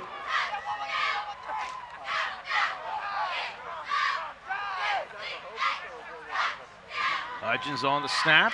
Hand off to Brennan, and Brennan has the 2 points. In for two. The conversion is good. With 3.2 seconds still left in the first half. So Pope John Paul claws back into this baby and then punch, counter punch. The Falcons showing the heart of a champion. They respond. Whole different complexion down 21. Well said. Yep, that was a big drive. Big drive that even included a big penalty that wiped out a huge game. Again. So we have another special treat 2 weeks in a row here. I think Pope John Paul has a band that's getting ready to play at halftime. Wow, this could be their first ever edition. I don't believe they had a band last year. I don't think Pius ever had one. I'm not positive, but nice to see it. Boy, that's some nice uniforms over there. Unless is that the Falcon Marching Band? Or maybe it is the Falcon. That is the Falcon Marching Band. Never mind. Sorry. He does that every now and then. It's okay. It's hard. It's a long way to see down. Big brother Bernie's here to keep an eye on you. I need to get that vision plan at work. It's not that much out of my paycheck. Squib kick will go out of bounds. Yeah, why even take a chance of a long kickoff return? Coach Tommaso been playing this chess game way too long to give you that opportunity. He didn't just roll off the turnip truck yesterday.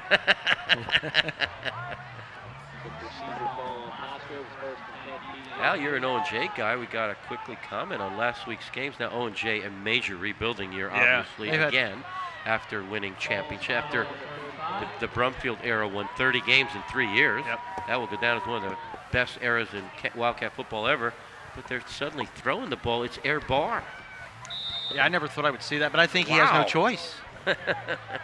I guess if you can't run the ball, you got to throw it. A lot like Pope John Paul. When O&J and Pope John Paul play, you could have 500-600 yards of passing in that game. Let's see how far Bluming throws it intermediate over the middle. It is caught by Valeri. Thought we might see the Stanford band play. Valeri with a nice gain down to the 31-yard line, but that will do it for the first half. The first half has been pretty much Pottsgrove. They lead 28-7.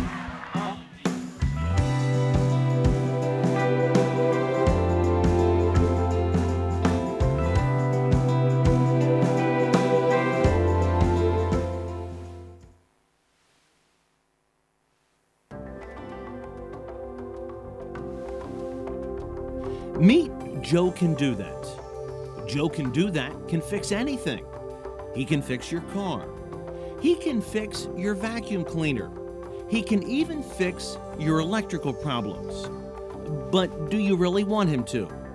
Call Gehringer Mechanical today for all your electrical needs. Joe Can Do That does. Is this where you buy comics? Kid, this isn't a library.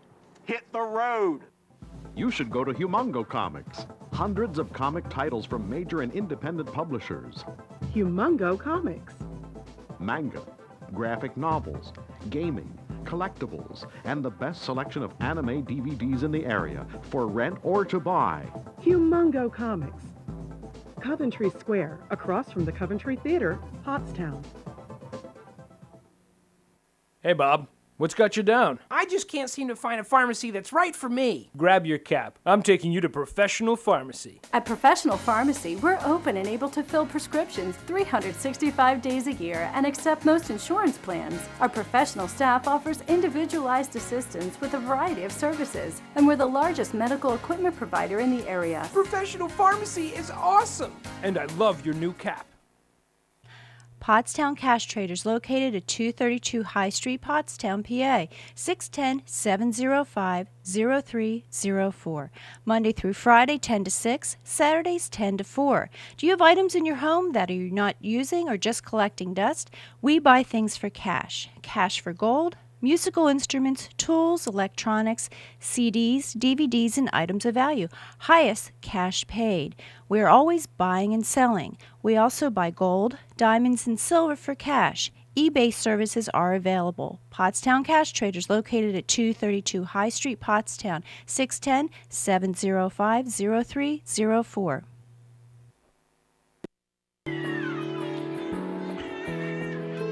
Don Seeley. Still looks pretty feisty. He's talking to some of the Pottsgrove guys. Don, a cancer survivor, and what a courageous battle he fought. He's been in remission quite a while now. Yeah. A real testament to the courage and the will to live. And he's just a darn good guy. Yes, he is. What a performance by the Pottsgrove band at halftime. And we have good news from the college level. From last year's Pottsgrove Falcon Marching Band, Taylor Jaffe, the clarinet player, made the University of Delaware Marching Blue Hen Band, played in her first game at Blue Hen Stadium last Saturday. Congratulations to the whole Jaffe family, including our man Vance. We also want to thank all our sponsors, the pregame show named after Montgomery County Community College, the postgame show named after Cotillo's Restaurant, and also Professional Pharmacy, one of our best sponsors, now offering local delivery at both locations, Pennsburg and Pottstown. This is Bearfield with a lot of room up the middle. Marquise Bearfield cuts it back. Oh, gets pulled down on a horse collar. Well, not quite pulled down. That's going to be a penalty, but it may have saved a touchdown.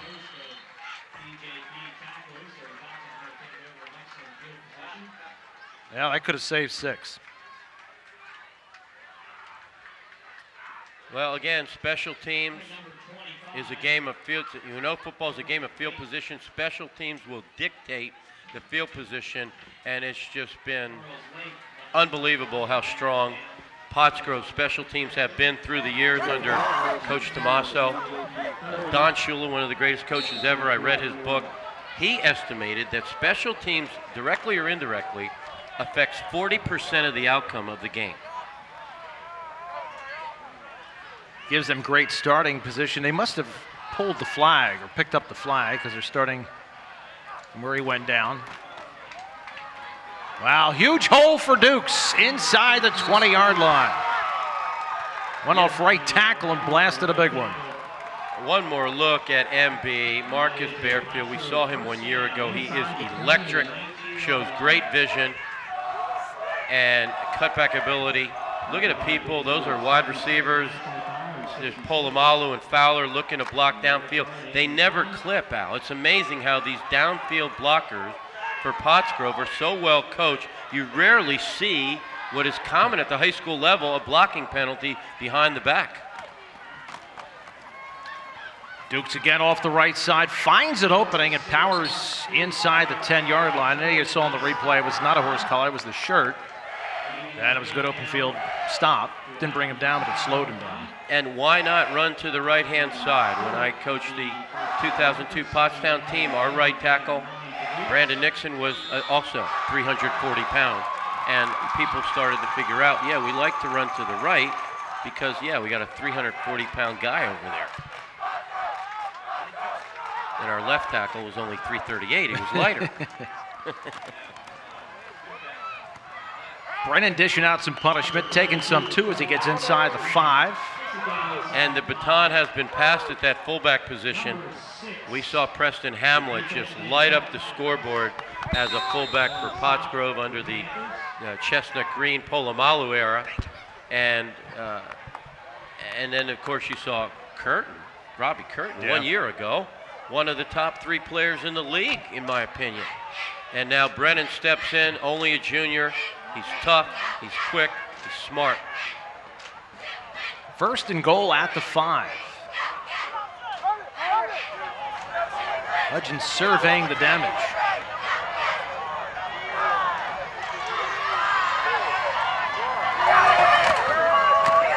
Got a hand at the Brennan. The ball is, looks like it's kind of loose. It's still on the ground. They blew it dead. Wow. I wonder if Brennan knows the... That ball was loose well before he came down.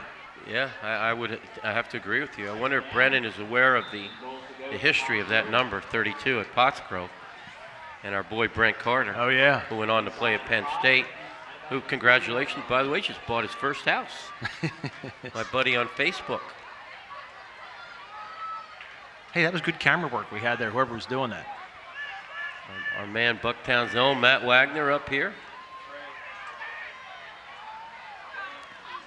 Second and goal. Dukes trying to pick it and finds the end zone for a touchdown. Yet another Pottsgrove touchdown. Well, like you said, Al, Dukes has the jukes. Yep. And he run to the right again. He just glides. It's like his feet aren't even hitting the ground. And what I like is the patience, eerily similar to Ryan Brumfield, how a running back can wait for a hole to develop, see his choices, and then just slide in and out. Here's a look at ground level. He's waiting, he's patient. Linemen stay on their blocks, he finds a crease, and then it's just turn on those accelerators, and you find pay dirt.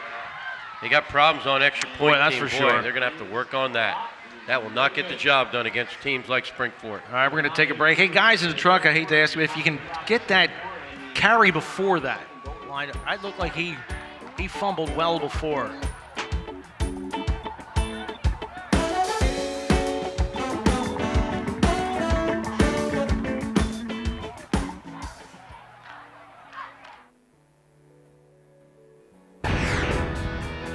Hi, I'm Patrick Gilbert. And I'm Mike Henkel. Over the past year, our more to like philosophy has continued to bring more new Subaru buyers to our doors. Customers tell us they appreciate we offer more savings, more selection, and more value with every new Subaru we sell. So if you're in the market for a new Subaru, stop by and get that more to like feeling too. Welsh Subaru, Limerick. Online at welshsubaru.com. And welcome back, everybody. It is 34-7. Pottsgrove just putting on a clinic on offense, churning up the yards. Is DePrinzio, who's had a nice game, had a lot of chances to return. Somebody fumbled a helmet. Yeah, you look at the guys that are on Pottsgrove special teams covering that kickoff. Polamalu, Fowler, Michaels, familiar Pottsgrove names. And they get down there in a hurry, but nonetheless, pretty good field position for the Golden Panthers of Pope John Paul II. And Blemming gets his first chance of the second half. Golden Panthers located in Royersford, PA, and next week they will have the Battle of Royersford. Springford versus Pope John Paul. Yeah, they're very close together. Blemming getting chased. He's got some elusive moves there. He shows them. Gets shoved out of bounds after a good game. So, Al, there's another Saturday matinee game next week, 1 o'clock at Pope John Paul. They do not have bleachers, so take a blanket. But always nice to have two games to go to on the weekend. Like that big game tomorrow, Perk Valley at Methacton at 1 o'clock. Many people feel the winner of that game will emerge as the one team that could possibly challenge the two top-tier teams, Springford and Pottsgrove. Timeout in the field. Couldn't see who called that. Pope John Paul may have to be renamed in a year or two. Why is that? St. John Paul II. Really? Now, I don't know what the official decision will be, but other high schools, when sainthood is achieved, which is an obviously awesome thing for anyone to achieve, they may have to change the name. You never know. We're going to take a break. You're watching PAC10 football on the PCTV Network.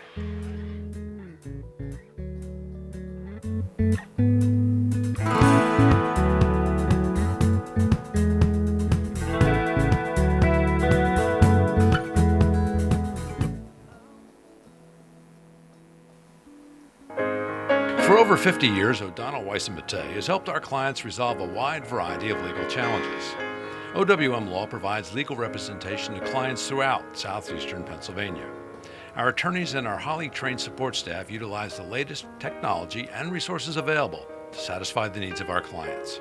O'Donnell Weiss & Mattei, delivering the highest level of professional service, conveniently located with offices in Pottstown and Phoenixville.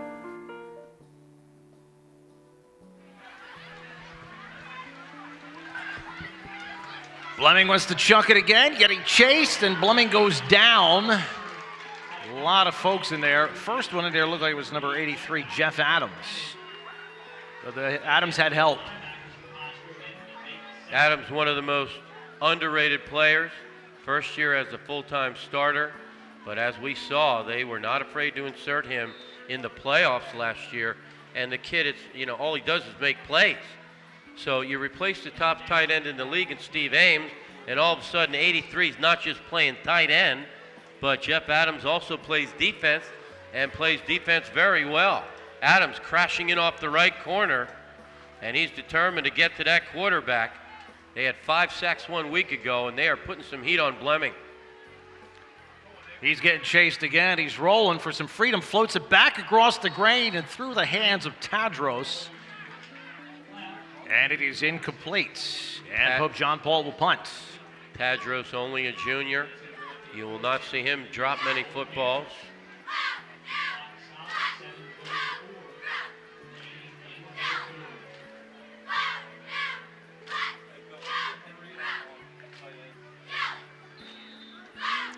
So, Al, they're just pinning their ears back on that Falcon defense. Yep.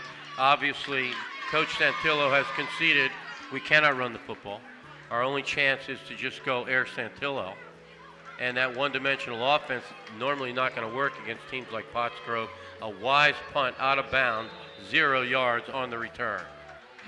Well, Pottsgrove has good field position, but Pope John Paul didn't let him get a big return either. It is 34-7 Falcons with 7:27 left to play, third period.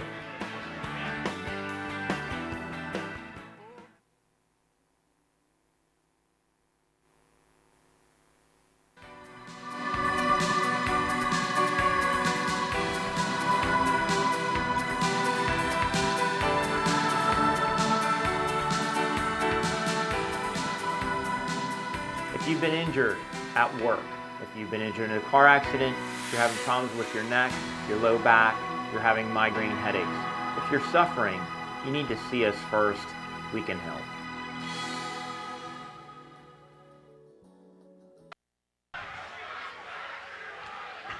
Welcome back, everybody. First down and 10 for Pottsgrove at their own 43.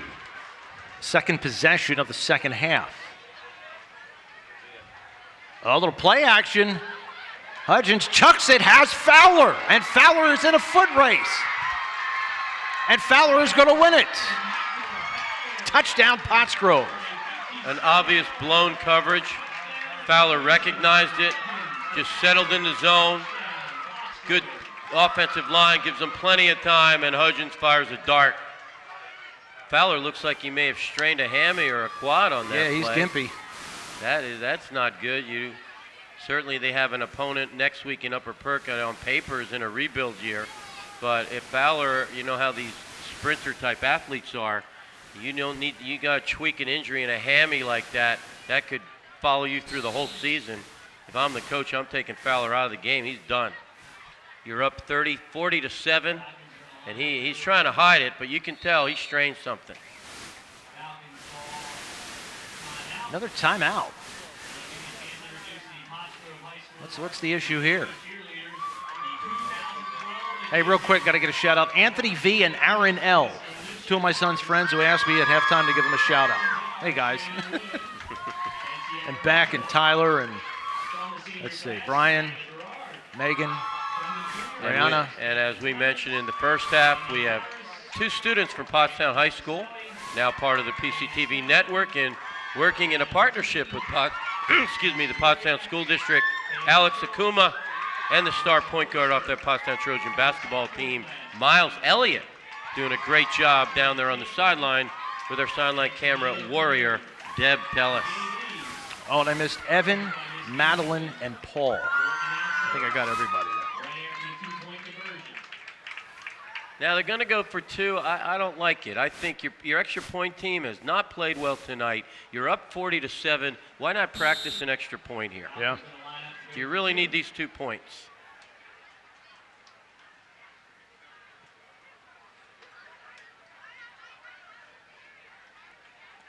Hudgens will hand off to Dukes, and Dukes gets stopped at the 2-yard line. Good play by Howarth. Looks like he's the one who made the tackle. 7:16 left to play, third period. Pottsgrove widens its lead to 33. Yeah, I understand that.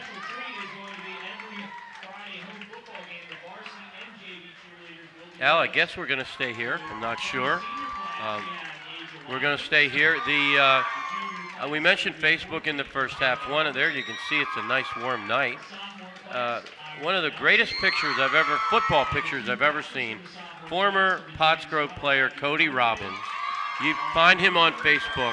His Facebook photo is a picture that was snapped right at the moment of the overtime district championship of 2009, and it is one of the best pictures you'll ever see. Is it on Cody Robbins' Facebook? Cody Robbins' Facebook. I'll have to check that out. It is down to the microsecond that Angelo Berry knocked the pass down in the end zone, and it was jubilation in Falcon Nation, and it's a shot of the sideline. I'll have to check that out. And a little add-on, Brent the Hammer's in the picture. Okay. DePrinzio's getting a lot. Oh, I'm sorry, that's as Weisberg's on the return. One more look, you can see Hudgens can't believe his eyes. You have a Pottsgrove receiver uncovered. Fowler wise enough to just settle in the zone, take the ball. You're not going to catch him when he turns on the afterburners. And then I'm a little concerned. Right there, he tweaked something. May have been either a hammy or a quad. He's reaching to. Oh, yeah. Oh, no, that's cramp. Maybe cramp? It is a cramp. We can only hope. Yep, and that's real good news for Pottsgrove. Yep, cramps go away. Another guy cramping up on the side or in the field. And Fowler is not on the field right now. That's good coaching. Fleming looking deep, has Stinson out there. Stinson pulls it in. Wow. Excellent coverage, but a great individual effort. That's a big-time play by a kid who has drawn the interest of a lot of college scouts. You know, they have reduced numbers this year.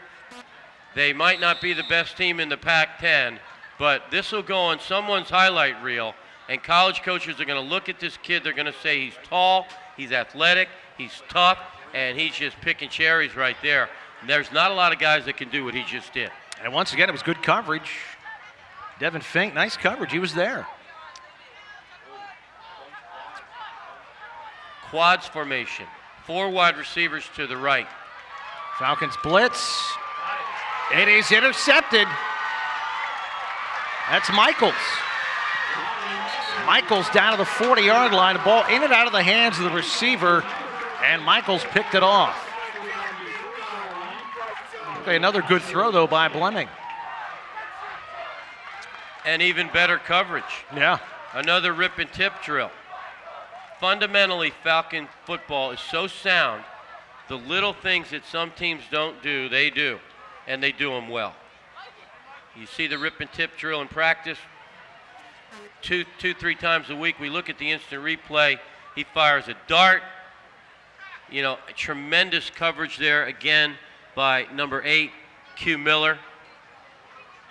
And, you know, between Miller and Mays and Dukes, just so many athletes, and Michaels in that long line of athletic history in that family, showing some moves of his own. Falcons fumble the football. Hudgens looked like he got on top of it, though. That's one thing they're going to have to worry. That ball's been on the ground a lot, whether it's been through the snap or some of the handoffs. Yeah, the Falcons continue to play tonight in overdrive, run the score up. Obviously, they are well known now all across the state. I have football friends in Western Pennsylvania, the Pittsburgh region, which draws a lot of the votes from the Associated Press, and they know who Rick Pennypacker is. They know about Pottsgrove football. We're finally getting the respect that has been long overdue. They're ranked number 2 in the state. They're probably going to sit in that number 2 hole all year should they continue to play at this level. Are they better than Archbishop Wood on paper? Probably not. But you add into the mix Bishop McDevitt out of Harrisburg, who's very good. You add into the mix the defending state champion Lancaster Catholic from 2A level, has now jumped up to 3A level, and absent and conspicuously absent is my alma mater, Allentown Central Catholic. The quarterback took a scholarship to South Carolina, and they're, believe it or not, in a rebuild year. They are not even in the top 10 for the first time in a long time. Wow. 3rd and 11 for Pottsgrove. Hudgens still in the game. 5:03 left to play, 3rd period. Hudgens play action. Floats it out to Brennan. And Brennan taken down, but not before he gets another Pottsgrove first down. Valerio and Howarth in on the tackle, and Howarth's coming up gimpy. Remember, he hurt that ankle in the first half. Yeah, this offensive line doesn't just run block, they can pass block. I mean, when you lose guys like Eric Bonenberger and Steve Ames and, of course, Dylan Pritchard was an outstanding player. Schollenberger, I mean, and you replace them, you got to just give a lot of credit to Zach Birch, who came back at center, Safakis, Finn, Pond, and Adams and Miller filling in at tight end. There's Marquise Bearfield. Marquise Bearfield still alive, still dancing and having a first down. Can't touch this. Man, he's got some moves. Jukin and jiving. Also an outstanding basketball player. Nice to have the luxury of subbing in Bearfield. Give Dukes a rest. Number 30, Alex Valerian, 42. Clock coming down on 4 minutes left to play, third period. Pottsgrove just looking unstoppable on offense. And they've even chucked the ball a couple times. Bearfield, a lot of room. Bearfield touchdown, Pottsgrove.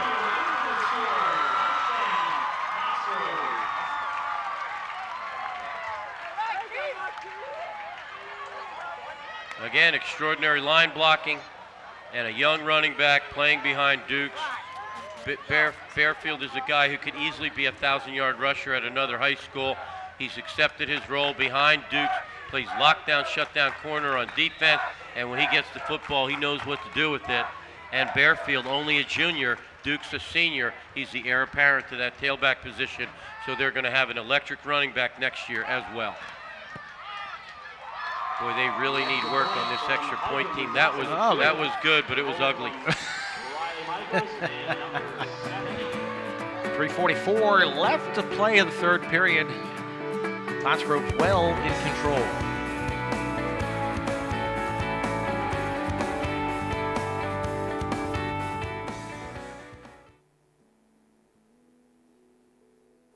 I want a professional heating company with heating and cooling service plans. A company that considers my needs. I want the security of price protection plans. Along with 24-hour emergency service and heating oil delivery. I want comfort. I want Ollard Brothers. Ollard Brothers, still family and still local. Ask about our America-friendly and environment-friendly agri-fuels, bioheat, and biodiesel. When it comes to heating and the environment, there's only one choice. Thanks, Ollard Brothers. Welcome back, everybody. Hope you're all having a good weekend, whatever you're doing now.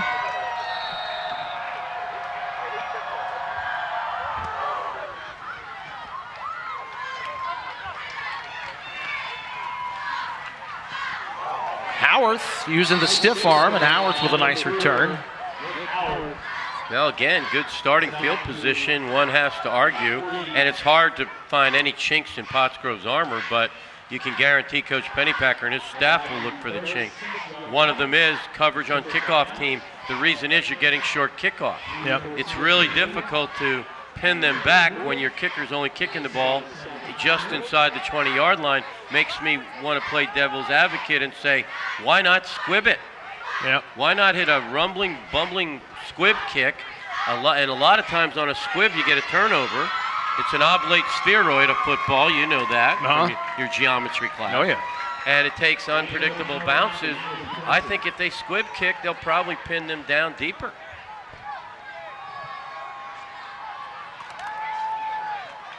Blemming, actually good decision by Blemming. Had Stinson out there, but coverage by Fowler was excellent. And I think he just threw it in the ground.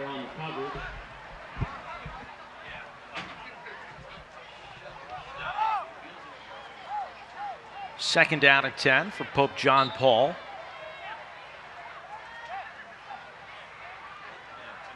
There's the Pottsgrove sideline.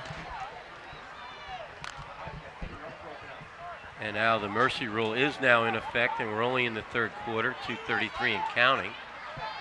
So you will not have clock stoppages where you normally would in a regulation game.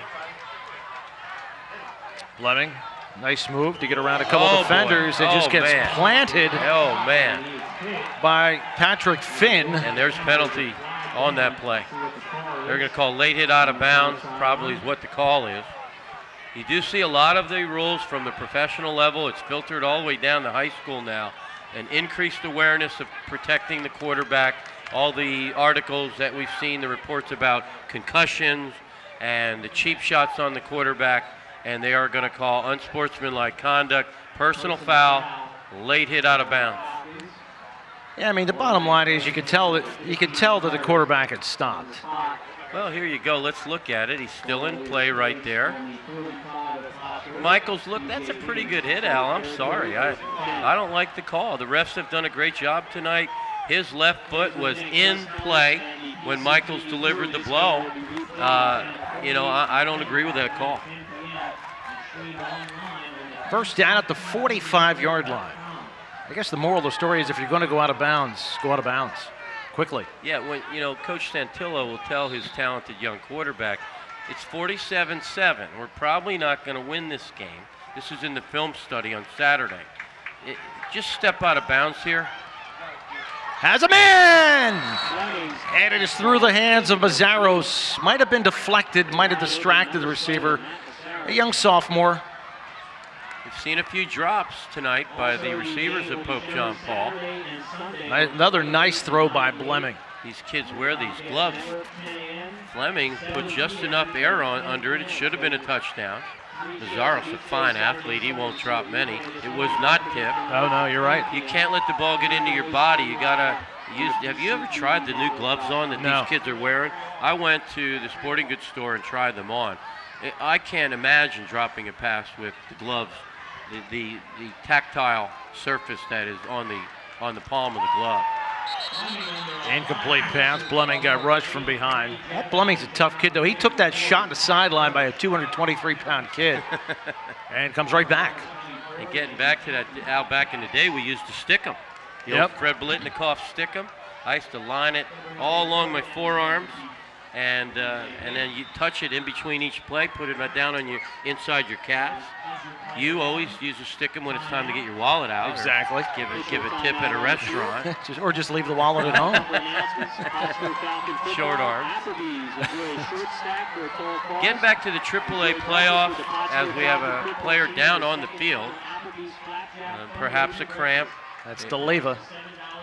One of their better players. But one team to keep an eye on is Westchester Henderson.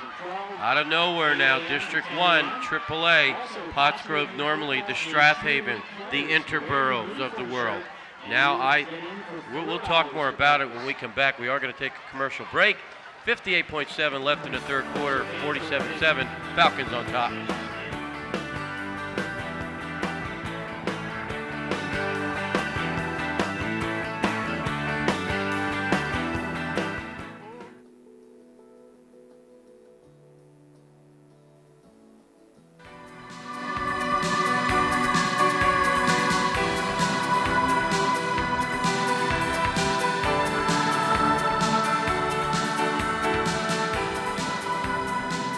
If you've been injured at work, if you've been injured in a car accident, if you're having problems with your neck, your low back, you're having migraine headaches, if you're suffering, you need to see us first. We can help.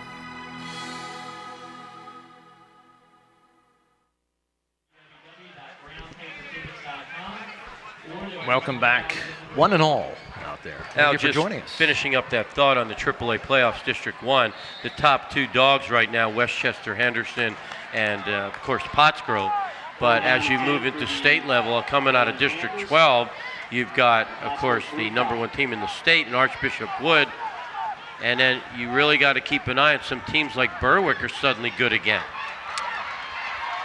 That is Valeri with a big gainer, and Valeri has a first down.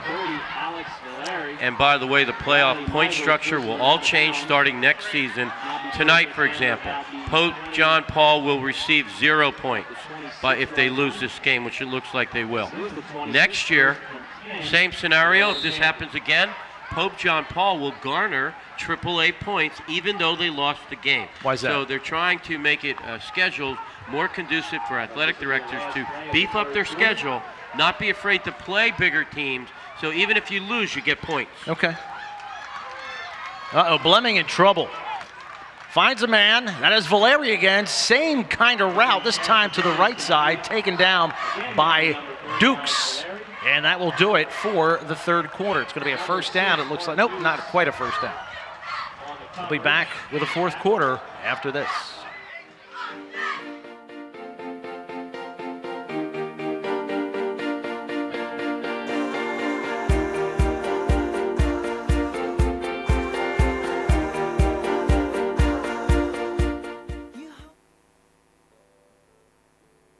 Just down the street, there's a hardware store with great tools, products, and expert advice.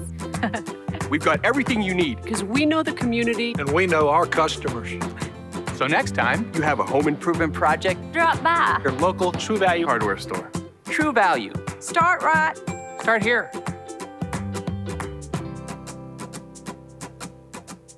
Your True Value expert is A.D. Moyer in Gilbertsville and Pottstown. On the web at admoyer.com. Stone's Hearing Aid Service has been helping families for generations since the 1880s. Stop in or we'll come to your home for a free hearing test and evaluation. No charge. We offer entry-level to advanced hearing aids from leading manufacturers. And we're always the lowest price. Just compare. After we select the perfect hearing aid for you, we'll even provide you with a free trial. If you don't like it, we'll replace it. Stone's Hearing Aid Service is always available and provides service the way you want it. Pottsgrove band. Let's go, Pete!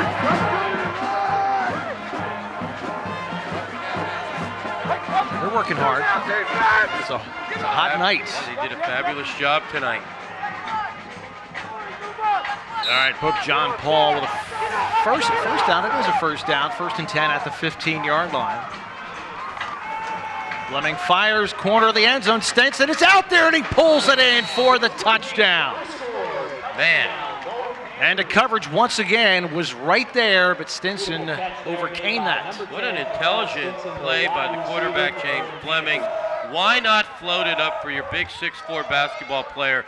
Bearfield's about 5'7", and you know, he's as good as Bearfield is. It's their first team lockdown corner. There's no way he's going to go up and get the rebound, so to speak. He got pretty close. Almost. They're both basketball players. Yep. They'll see each other on the hard court as well. But on the hard court, Bearfield will be out by the three-point line, and Stinson will be operating in the paint. Stinson got some good inside position. And that's good. 47-14. Once again, this Pope John Paul team is going to give teams some fits with that passing game. Yeah, and they never give up. Last week, they had so many miscues early in the game against Berks Catholic, which is a new team now, the combination of Holy Name of Reading and Reading Central Catholic, the Berks Catholic Cardinals, I think they're called. Berks Catholic came out, Pope John Paul, fumbles, interception, long punt returns for touchdowns, down 33-0 at halftime. Berks Catholic, pretty good football team. But in the second half, their defense played with tenacity. They slowed down Berks Catholic's offense. Fleming throws for 317 yards. Stinson and the other receivers, Tadros especially, had a tremendous game. There's a lot of heart over there, and I think that reflects the character of Mike Santillo. He's a tough guy, an old Bishop Kenrick guy, and they're not going away. Even though they're down 47-14, they're going to fight to the very end. I hope the Archdiocese stops combining schools. A couple of years, we're only going to have Southeast Catholic, Northeast Catholic, four Catholic schools in Pennsylvania that we're going to play each other 3 times. I still wish Pius was here. Well, it's what, 55 years or so. Oh, yep. No, Pius started in 1955, I believe. Yeah, it's a whole lot of St. Pius alums that kind of took that hard. But they did build a $65 million high school that I've been down there. Certainly is a beautiful facility. Oh, it's nice. Yep. Get a good impression of it. I like it. I get a good impression from the people there, too, and the kids, parents. The only final piece of the puzzle is when one of these years in the budget, you would hope that maybe they would consider putting bleachers in. I would like that. That would be nice. Yep. Because that hill's a long way away from the action. I can barely see this field. So I'm watching TV. That's what happens when you get old. That's there, right. Albie.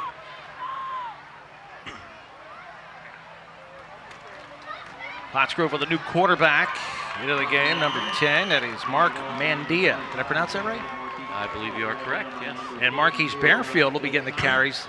Well, I really loved Bearfield last year. He just came up with, he did not play like a sophomore last year. Not at all. Yeah, he's making more good plays this year already. Interesting to note in some of the Pottsgrove player bios. Neat to learn the personal side of some of these players and some of the responses from the big 6'6", 335-pound all-state first-team tackle, Madison O'Connor, number 76, after this play.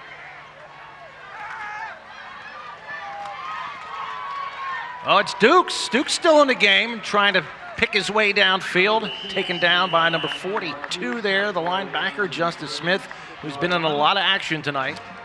But they asked Madison O'Connor, what's the worst part of practice? He said the chutes. The chutes, of course, for football people, they're made of normally metal, sometimes wood, and the linemen have to block underneath them. The bottom line, it makes you block low. Low man wins. Here's Duke still in the game, a little surprising. He is just so pretty to watch. He glides, and he has his own style as a runner. He is really a bona fide prime-time running tailback in this feature, what is now a Pro I offense. Cian Chuli, I think that's how it's pronounced in on the tackle. I pronounced it differently the first time, so I figure one of these times I'll get it right. Dukes again. Getting back to O'Connor, they asked him for his interest outside of football, shot put, Xbox, and knitting. Oh. The big man likes to knit. I don't know if we can get a zoom in on the right tackle of Pottsgrove, but for our fans out there, number 76 is the size of an NFL football player. Maybe one of the next few plays we could get a zoom on number 76 in a maroon jersey, the right tackle. He's 6 feet 6 inches tall, 335 pounds, and there's no fat. New carrier there. It's going to be a flag, but also a touchdown. Devin Fink, nice moves to get into the end zone. And they're going to get it called back for a hold to free him to get into the end zone. Man, where'd this kid come from? Looks like another version of Bearfield. There is Madison O'Connor. That is NFL size. You're going to watch the Eagles on Sunday. He's bigger than some of the Eagles. He's 6'6", 335. Some of the guys standing next to him are big guys. Those are linemen. Number 70, standing right there, Patrick Finn, is 220 pounds. Makes him look like a running back. Yeah. Finn likes that idea. Yeah, hey, I'll play a little running back, coach. Pottsgrove just seems to always have these short guys that are just fast and tough as nails. I mean, you think back to, I'm forgetting some of the names now. I shouldn't have even brought it up. But you know what I mean. In the backfield? No, like wideouts, defensive backs, oh, yeah, slot players. Yeah, you have all the DJ Luties. That's what I'm thinking. Guys like that. Johnny Fowler, was a little more lanky, but Bearfield and now this 22 Fink kid fit the prototype. Fink trying to get to the outside. DePrinzio with a nice ankle tackle to take him down. Who was the guy? Oh, Kudoba. That's what I was thinking from a couple of years back. Zach Kudoba. He was a tough, quick. Yep, you and I did the game 2003, if you remember. Pottsgrove, Pottstown undefeated at 5-0. They met right in this stadium. Came down to the last play of the game, and Joey Cotter fired a bullet to Zach Kudoba to win the game, and then the eventual seal the deal on the Pac-10 title. Right down to this end zone here to the left. Yep.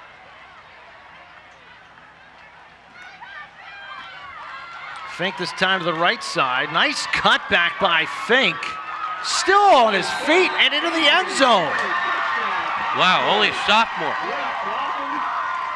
Where do they come from, man? Tailback you. You got Dukes. Next year, Bearfield will be the feature tailback. The year after that, Fink be the feature tailback. Unless somebody beats you out in practice, Michael Fowler might be the best running back of them all. He's just playing wide receiver this year to wait for Dukes to graduate. So kids like Fink, look at that cutback, cuts on a dime, terrific vision, and then an extraordinary effort at the very end. A little Emmitt Smith spin move, wearing the same number as Emmitt, 22, and he is dancing in pay dirt. He is fun to watch. Mm-hmm. That looked like your old Norco Red Knight highlights. Yeah. Back in the red pants and the white shirt. There's Jim Aljo. Jim Aljo Jr. Eric Angstrom. Yeah, I mean, their staff is just so solid year after year. It's the same names in the program. The continuity of a coaching staff is just so critical to success. Let's see what happens on this extra point. Man, the misery continues on the extra points. Yep.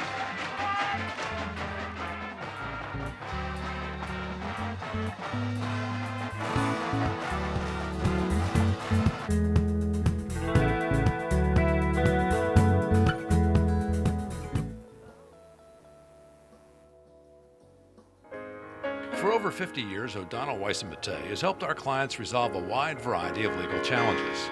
OWM Law provides legal representation to clients throughout southeastern Pennsylvania. Our attorneys and our highly trained support staff utilize the latest technology and resources available to satisfy the needs of our clients. O'Donnell Weiss & Mattei, delivering the highest level of professional service, conveniently located with offices in Pottstown and Phoenixville.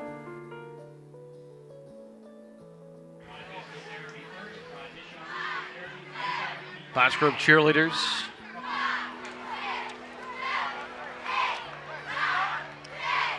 They did a nice job helping us for our opening. Pottsgrove cheerleaders every year bring it. They're out here 2 hours before the game. A lot of spirit. Is that a falcon? Oh, that's a new falcon, by the way. I thought it was a turkey. That is a brand new. No, I'm only kidding. That falcon is doing 53 push-ups on a hot night in that brand new uniform.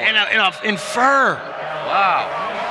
Get that guy or girl some cold water. Oh, man, he's feeling that lactic burn, Al. I don't know if he's going to make it to 53. He's down. Cian Chuli with a nice return taken down. Yeah, the Falcon by is Tyrone down. We Parker. have a man down, Falcon down. He's up now. Oh, he's posturing. All right, look at the abs on that guy. He's been doing his abs of steel work. Yeah, he's got a bigger beak than I do. Yeah, he's a nasty-looking Falcon, isn't he? Yeah, I'll say. Gotta like those yellow shoes. That looks like your old disco outfit back in the 80s. I'm wearing that out tonight. Yeah, you Mr. Polyester Pants, bringing back the V-neck.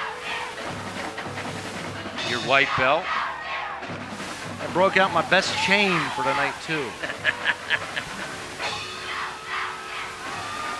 Pope John Paul with a new quarterback in the game.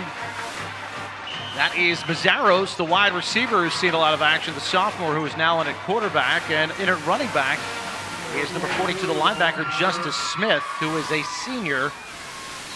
Not a lot of seniors on this team, a lot of juniors and sophomores. Yeah, they could be a really big surprise if they develop a head of steam going into the midpoint of the season. It's still obviously very early.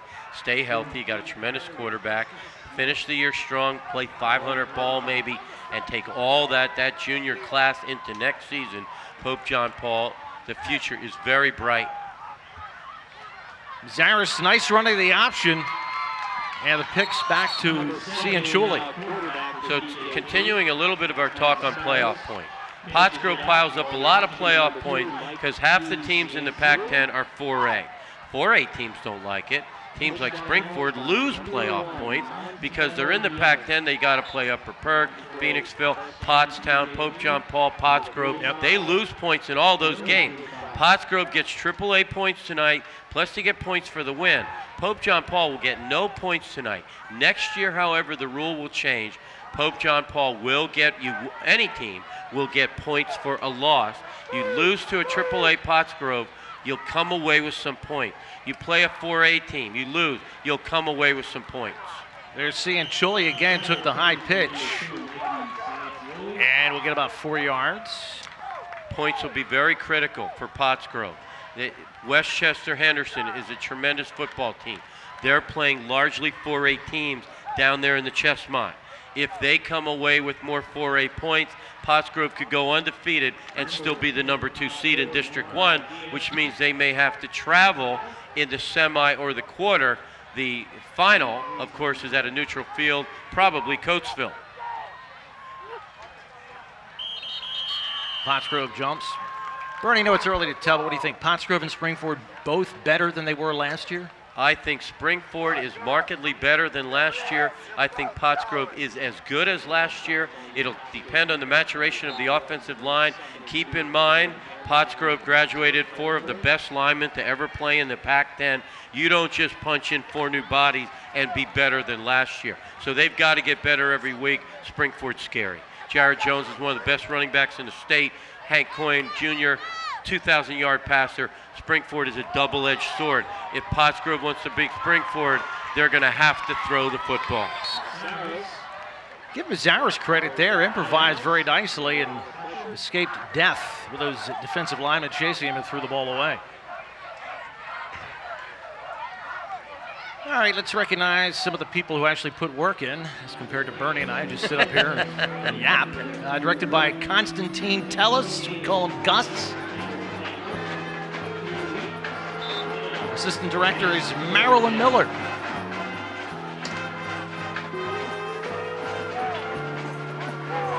Camera One Maine, Dave Oxenford. Trying to lose weight for his son's wedding, is looking very good up here. Not as sexy as Matt Wagner, no offense. The ball's on the ground, it's still loose. And picked up by Pottsgrove, recovered by number 23, Oren Toomer. Matt Wagner here, he is right aside of me, getting in my way all the time when I want to look down in that end zone on isolation. Of course, I'm getting in his way too. Camera 3, Debbie Tellis, the ideal wife. She comes to not only does she come to the games with us, she goes down there and takes the sideline camera. Camera 4 in the sky, Don Lupacchino. Man with the iron bladder up in that bucket truck. Camera 5 reverse angle, Alex Acuna. And is Alex a student still? Alex a student. And Miles Elliott. Oh, nice play there by number 54. I got to give a shout out to 54. Josh Bildstein has been playing tough. You know he's had to go against the whole night, Bernie? Madison O'Connor. That cannot be an easy task. Don't be surprised if Bildstein at 255 pounds, number 54 in a white jersey, ends the season as first team All Pac-10. Yeah, he is a tough kid. And he has had his hands full tonight, but who wouldn't? That has had a very good ball game. Ball's on the ground there. Another new quarterback into the game. This time it's, I know I'm going to mess this name up. Last name is Ciaret. Is that Sachel?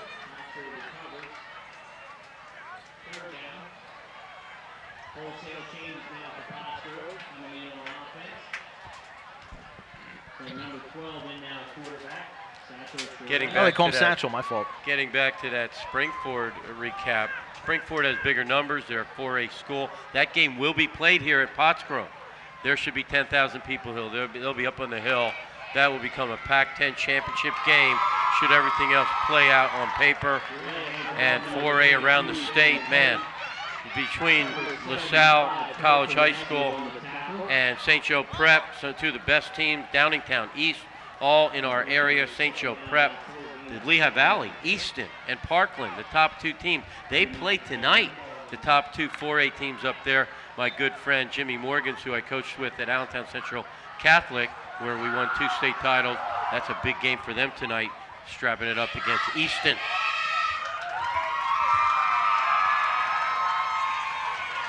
Devin Fink getting some carries. Taken down in the backfield. Al, one more player survey. You ready for this? Zach Birch, captain of the Pottsgrove team.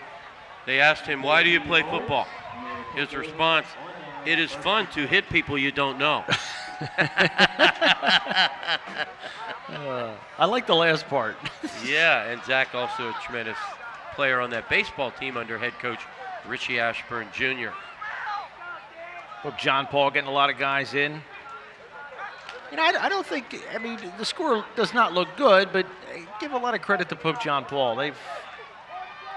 Well, there's no quit, and Mike Santillo is a tough guy, and so often a team will reflect the personality, the character of the head coach. Yep. Al, you'll be happy Strathaven got pasted last week. Nice. I always like it when they lose. Pottsgrove, it was nice when Pottsgrove beat them. I felt so good when Pottsgrove beat them last year. Yeah, that was one of the final demons to exercise, so to speak, when Pottsgrove beat Strathaven here at home on what was the last play of the game, overtime, right? Yeah. That really meant a lot to Coach Pennypacker and PAC10 fans in general. Oh, yeah. Because we just got so tired of having Strathaven break our hearts. And they always seem to stay AAA, no matter what. That was a good pass completion there. Mazzaros may have time for one more play. They hurry it up. There you see the clock up top. They get it off. Mazzaros fires it over on the sideline. It is caught by Bilstein. That's John Bilstein, a junior. And he's taken out of bounds, and that will do it. Well, Pottsgrove, as they have done so often on this field, just churning up the ground yards today and looking very, very good. Even though it's early in the season, they look spectacular. 53-14, Bernie, and I'll be back to wrap it up after this.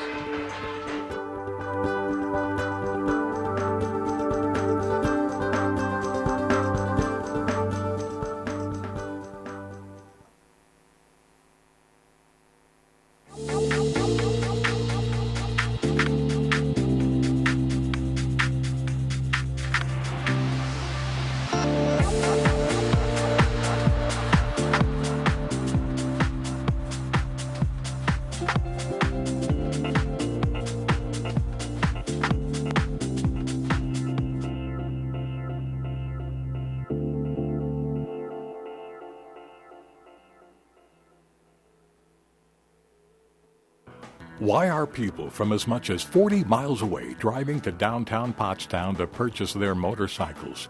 It's simple. KISS Cycles is over 99 years old. They've earned your trust and respect. You'll get a fair deal and a great service department too, second to none. You'll find a large inventory of new Honda and Royal Enfield motorcycles, scooters, and ATVs, and used units of any brand. And KISS Cycles has a financing plan to suit the budgets of all qualified buyers. KISS Cycles, 18 High Street, Pottstown, or check us out online at kisshondas.com. Score with big savings at Saratoga Thriftway.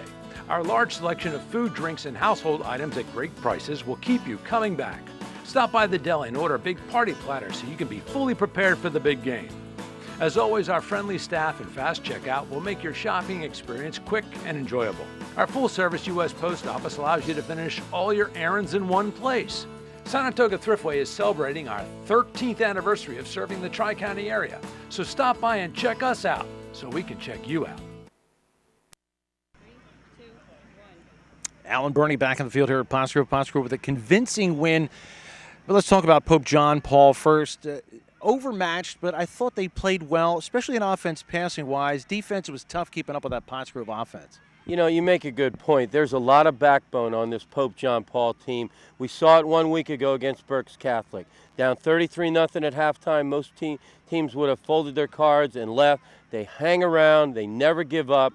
You look at Josh Bildstein, one of the top linemen in the Pac-10, a kid who could also maybe even get eventual all-state recognition. Tremendous young quarterback in James Blemming. Not only a strong arm, good vision, very patient, good field general, and he's quick and fast and tough. And then you add in Jamel Stinson, who is a potential Division I receiver, a big 6'4" kid, basketball player kind of athlete. If there's a silver lining here, is that this team is tough. Their coach is tough. They reflect his character. They're not going away. From here on in, expect Pope John Paul to only get better. One thing we saw from Pottsgrove that we see from them every year, seems like every game, especially here, they just run the ball and run the ball forever. They had to have at least 400 yards on the ground. Yeah, and another extraordinary effort by an offensive line that just keeps chopping wood. It's almost, what's that old saying, tradition doesn't graduate. And so last year you had one of the greatest offensive lines ever in the Pac-10. 4 people graduate, and they plug other people in to surround Birch and O'Connor with. You got the new tight end Adams. They get off the football. They stay on their blocks. They're low. They're tough, and they just get that meat grind going. And then so many weapons in their arsenal. Hudgens, an all-state quarterback. Duke's on path for another 1,000-yard season. The way he's going, he could get 2,000. A dangerous wide receiver in Michael Fowler. And then you add in Marquise Bearfield, this young Fink kid. They are not just a team to be reckoned with in the Pac-10 and District 1, but a team to be reckoned with at the state level. Pottsgrove's going to get a lot of attention. They're currently ranked number 2 in the state. They're only going to get better with a tremendous coach like Rick Pennypacker. And Pope John Paul has one advantage the other teams in the league don't. They don't have to play Pottsgrove anymore this year, unless they make it to the districts. All right, that will do it. Pottsgrove wins 53-14. For Bernie Gallagher, I'm Al Ganoza, and for the entire hardworking PCTV Network crew, have a good night.